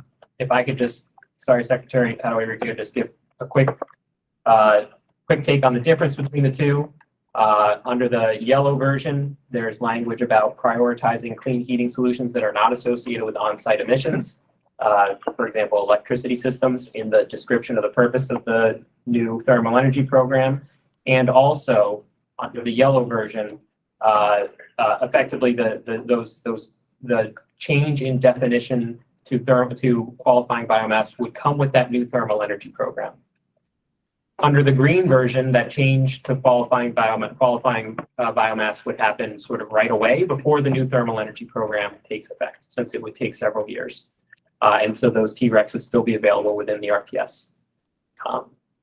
But so for the reason behind those two options, I'll turn to Secretary Hadaway-Riccio and then David Smetic. Great, thank you. I just wanted to make a quick pitch for the green version or the green option. It's no secret that our department really supports the inclusion of woody biomass. But I think that the green version gives us an opportunity to beneficially use renewable materials that are otherwise being landfilled right now. And it provides for a transition to ultimately setting up this new thermal energy program outside of the RPS. That allows us to immediately start working on our forest management goals, addressing the biodiversity needs that we have in Maryland forestry, and sort of bridges the gap while this new program gets set up. And I would just offer that we do have some folks here on standby if people have technical questions about the technology or the process. We're happy to talk through that. Thank you, Secretary Hadaway-Riccio. And then I'll add Chairman Pinsky in a moment, and then David Smetic for the yellow option. Yeah, thanks, Chris. And I'll be brief as well as Secretary Hadaway-Riccio was. And I want to thank Secretary Hadaway-Riccio and Elliot from DNR and the folks there. We did find a lot of alignment, and then this last piece, we just wanted to bring it back to the commission between the two options. So I appreciate all the work that you all have done over the last couple of weeks, and definitely the working group over the last year.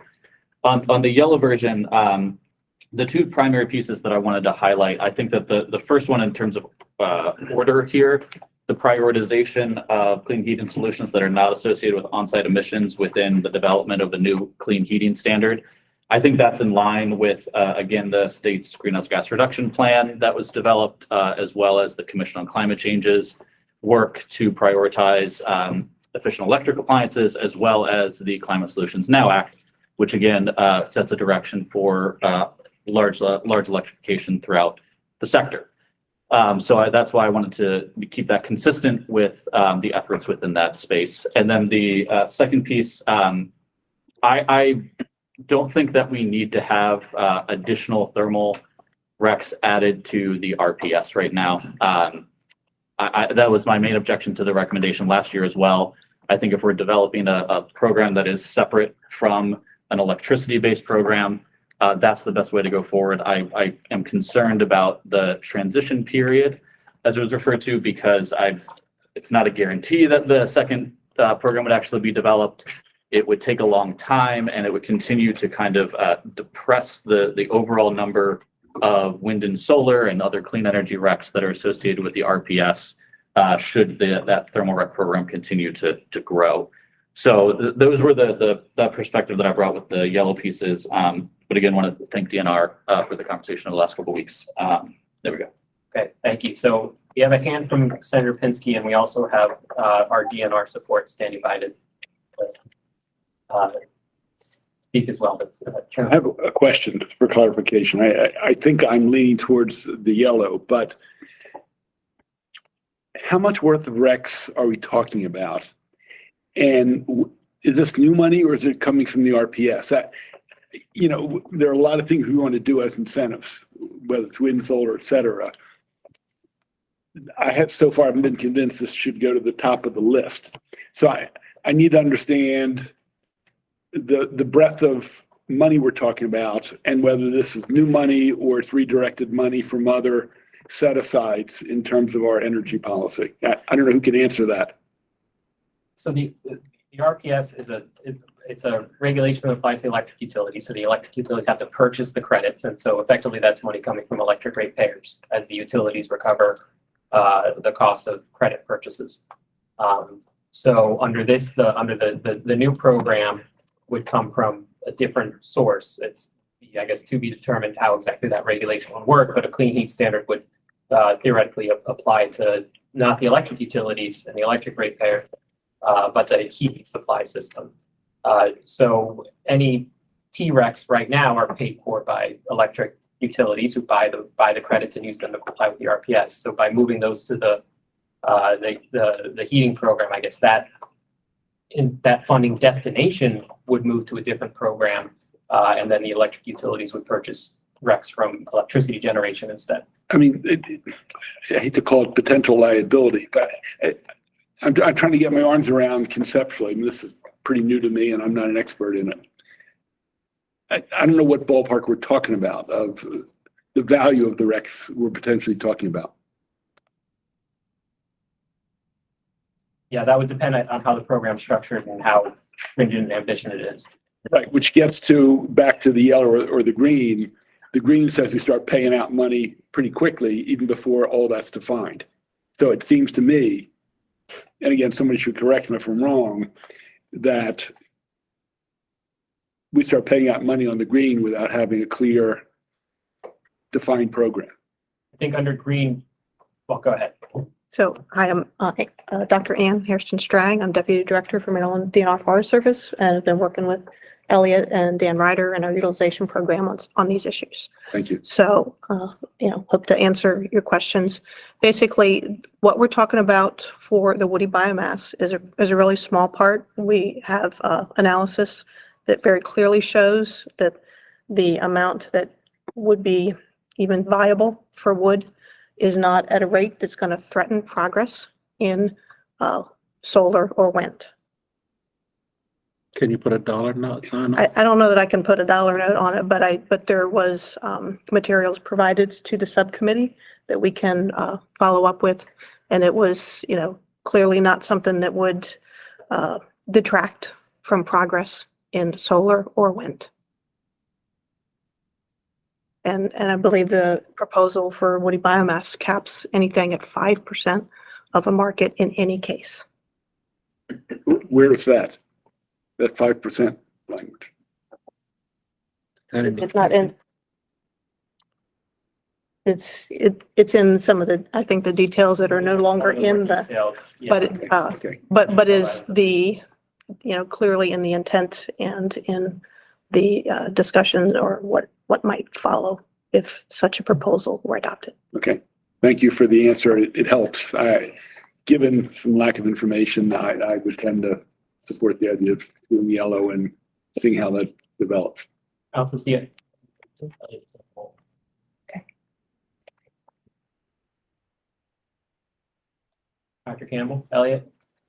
Yeah, I just wanted to quickly support Ann's point. We had done some calculations as part of the biomass subgroup on the potential of utilizing what we identified as available biomass as including as TRECs, and it was about, if we used everything that it would be potentially available, it would comprise about 4% of the current RPS, and that's obviously not likely at all. It would take quite a bit of time to ramp up to that. And one would hope that the new TREC program would be in place far before that level of utilization would come online. So I think less than 1% of the current RPS is a much more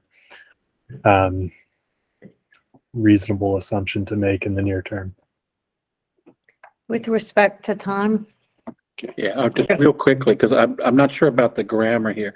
The last sentence says that this is limited to low value woody material with a net positive carbon effect. I'm just trying to figure out how that runs from the green language. Because the green language says before the new renewable permit takes effect. Is that the end of a sentence and then it's a new sentence, or I'm trying to figure out how that transition, because that last sentence is very crucial to me. I just trying to understand how the amendment runs into that. That makes sense? Yeah, so they're two separate sentences. Okay, So it would look like this. okay. It's called question. We have a hand from Tim Coble, and then we can. And then we'll call.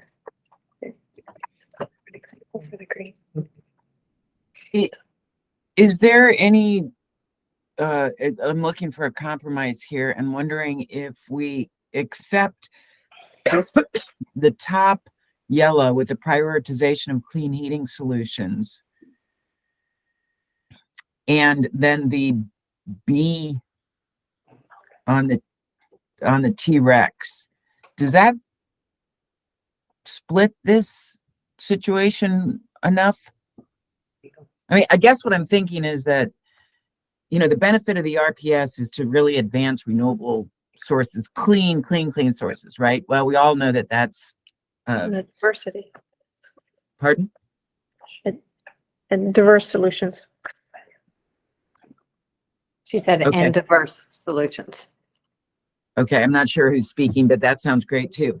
So but anyway, so any detraction from that RPS or any, it is not ideal. But in this case, it's a small amount. It's going to, assist new communities, etc. So I can kind of lean into that. But the top part really matters to me. The prioritization of clean heating solutions not associated with on-site emissions. So I don't know if it's the secretary, David, whoever. I offer that as a suggestion. I think it's a good suggestion. Secretary Hadaway, Riccio, and David, would you all be happy with accepting the yellow addition up top and the green version at the bottom? Yeah, I would be amenable to that. Of course. If you want to make it an amendment, Kim, I'll second it. Well, I think we can sort of structure it before we take the vote. If David, if that, we're need to just speaking over emails. Yeah. I want to move in the direction of consensus on this, if possible. I would acknowledge that public comments that we heard at the last meeting were really concerned about the section in green. To be honest, it's part of the reason I was trying to flesh this out more. And so I don't know that would achieve consensus outside of this body. That's not what we're achieving for. We're trying to in here. So in light of that, I think that we can move forward with that proposal. But I think that concerns have been noted. So, but I want to move forward. So we'll see what happens.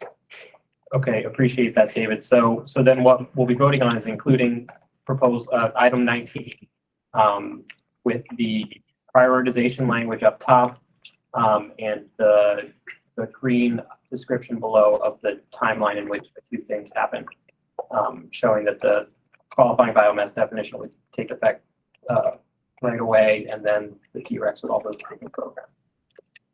So I suggest we call the question. Call the question. Okay, is there a second? Second. Okay, so we're now voting on including item number 19 as it appears here on the screen with the prioritization sentence in yellow and then the entire second paragraph starting in green. Are there questions on what you're voting on? Is that clear? Okay, so voting yes would mean including item 19. Voting no would mean not including item 19 in the annual report. Please enter your votes in the chat for those of you online and in the room. Do we have any yeses for including recommendation 19?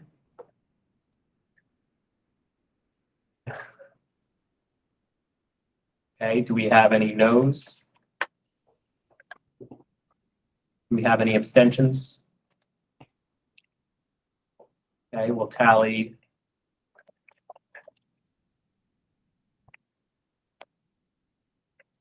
Okay, looks like the yeses have it. The final count coming shortly.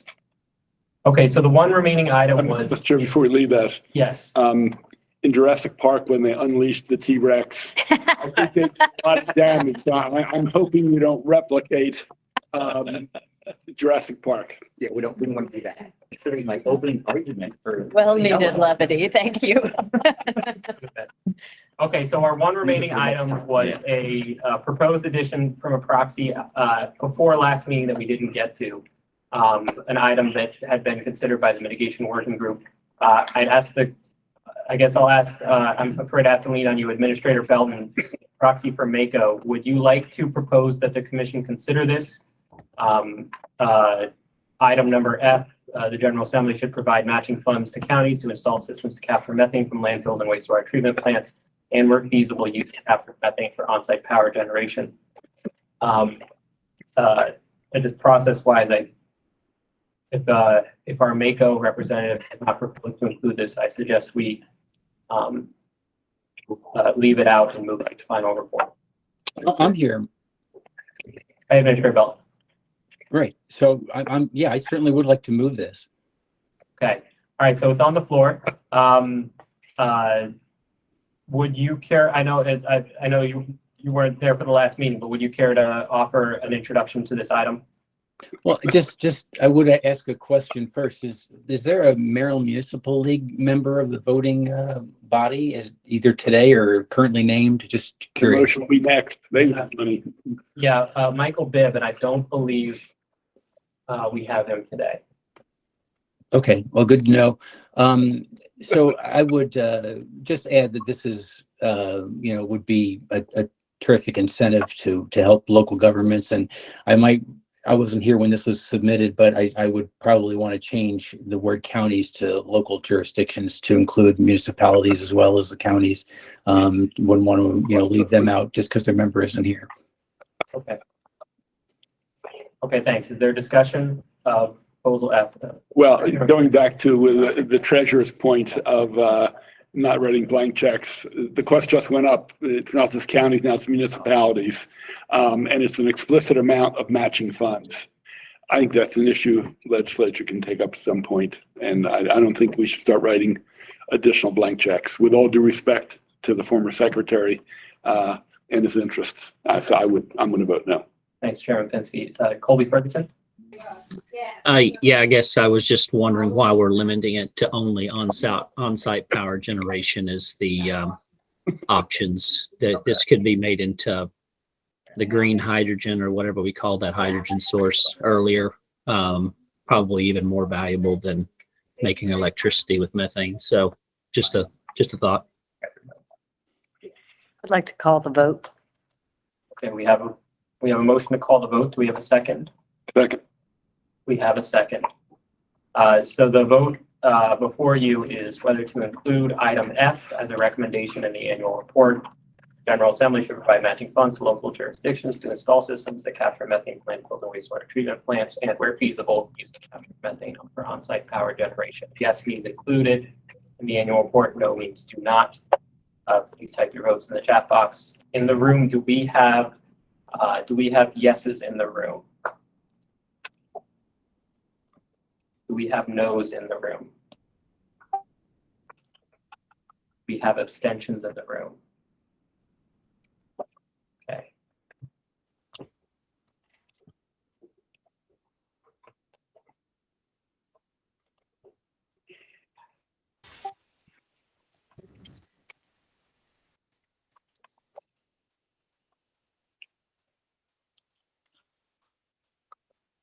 Okay, so it looks like the yeses have it, with the final count coming shortly. Okay, so that is all the recommendations, right? And Ms. All right, so that was a lot. So we're going to turn to the full report. So I asked everyone to think about the report as a whole. And for our sake, please think about all the times you voted yes. Part of our hope In having the recommendation by recommendation discussion and votes this time was that, we always ask everyone to approve the annual report as a whole, understanding there are parts of it you may not like. And by discussing and voting item by item, everyone had a chance to get on the record against any items they didn't like. The voting record will include in the minutes. And so what we will propose to do is we will clean this up. We will add it to the draft report text that we sent around. We'll do all the other cleaning and formatting. And then that will be the annual report this year. And so we'll ask the commission right now for its formal approval of the annual report with all of those finishing touches. I want to be, again, I hate to reiterate, but the one sentence referring to previous decisions, if we have a sentence of language, I'd like us. It'll be in the minutes that is included in. Mark might have. Mark is bringing it up on the screen or. Yeah, sorry, bring it up on the screen. Okay.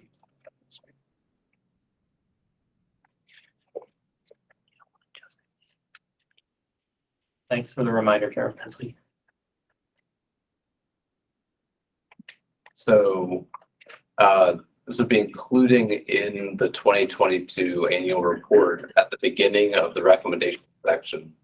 The addition of these two sentences. Many of the MCC's recommendations from previous years are still relevant today. A summary of the MCCC's recommendations from last year are included as an appendix to this report. No, we adopt it. They're not just relevant. I think the conversation we had last meeting was they are included part and parcel of this year's report. Anything that wasn't counteracted in new in this report, they're not just relevant. They are part and parcel of this year's report. How about this sentence? Instead of that, a summary is attached, we say, the commission continues to recommend those recommendations from last year, except to the extent that they are superseded by recommendations this year. Because there's some places where we're actually going beyond what we recommended before. Yeah, I'm generally fine with that, Michael. Right. I just like that we're clear. Yeah. Which ones are X'd out because of language otherwise in the report. I have no problem with that. I want us to affirmatively say that if we didn't reverse them, change them significantly, they are recommendations for this year as well. So conceptually, I have no problem with what you just said. This doesn't quite capture what we agreed to last week. I understand. Like MDOT's committed to moving half of our bus fleet, Metropolitan Washington, Baltimore to that. And we're with the planning, the finding the funding to do that. That was an early recommendation, and we moved forward with it. So the legislature chimed in too. So Mark continues to promote past year's recommendations, except where current recommendations supersede. There you go. Chairman, is that? Yes. Again. We'll continue to. Okay. Again, I think conceptually we're on the same page. Yeah. We'll run the final sentence by you. Okay. Great. Okay, so you all received a draft report that included a co-chair's letter, introductory language from MDE, descriptions of the working group's activities this year, and as always, an update on the latest science written by Dr. Goodwin and the Scientific and Technical Working Group. The recommendations that we just finalized discussing will be incorporated in their final form into that report. And that is what, so we're subject to those cleanup items. That's what we're asking the commission to approve for its annual report. I see hands up from Director Tung and from Ann Lindner. Should we put it on the floor? I would like to move the commission adopt it. To adopt the before we debate it, I think having it on the floor. Okay, and then we'll discuss the motion. Do we have a second? Second. Okay, we have a second. Director Tung? Thank you. I don't think it's any surprise that MEA is going to vote against the approval of the recommendations. I've gone through many of the reasons why.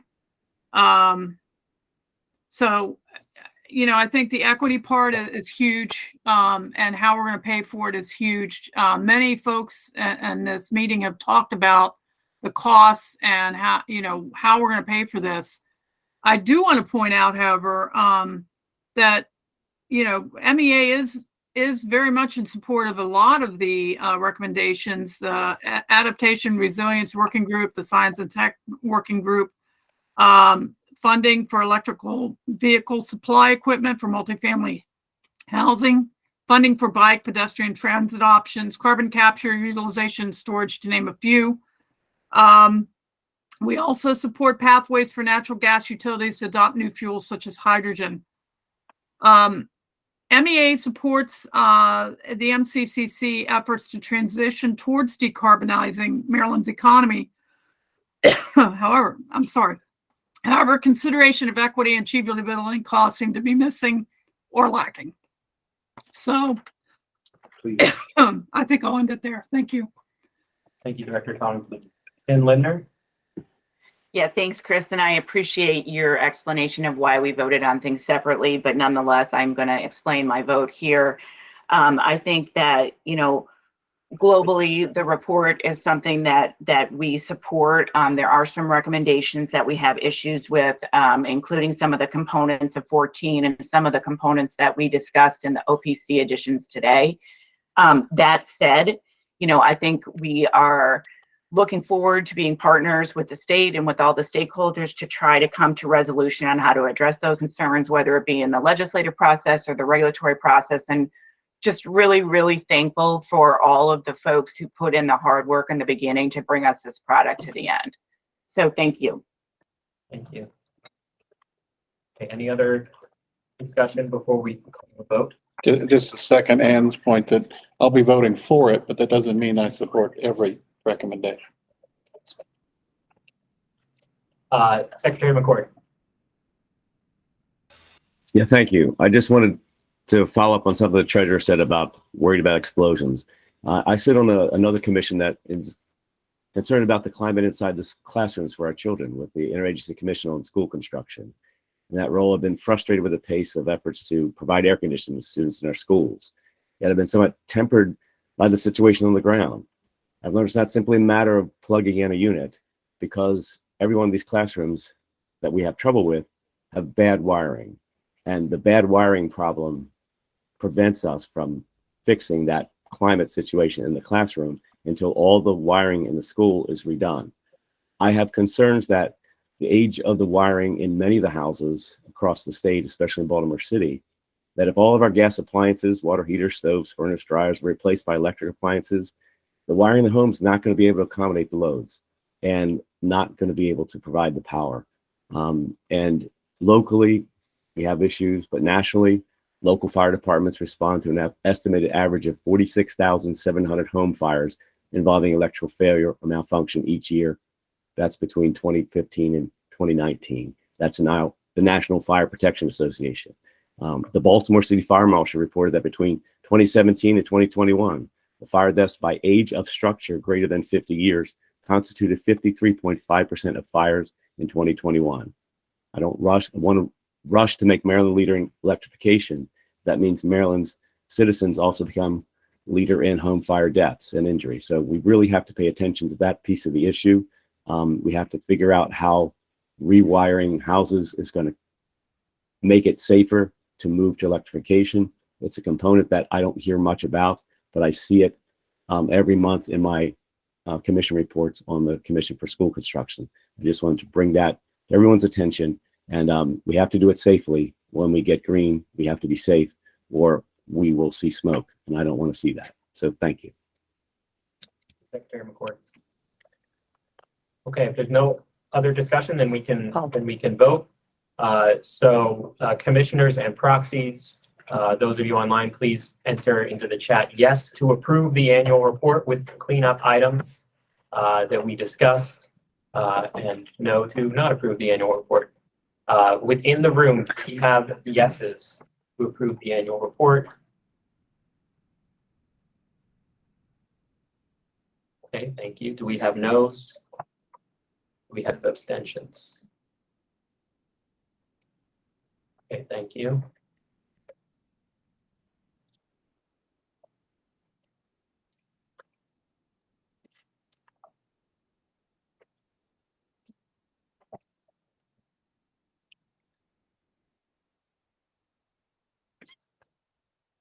18. Okay, we require 16 yes votes to approve the annual report, and we have 18. So the annual report is approved with a couple of noes and one abstention.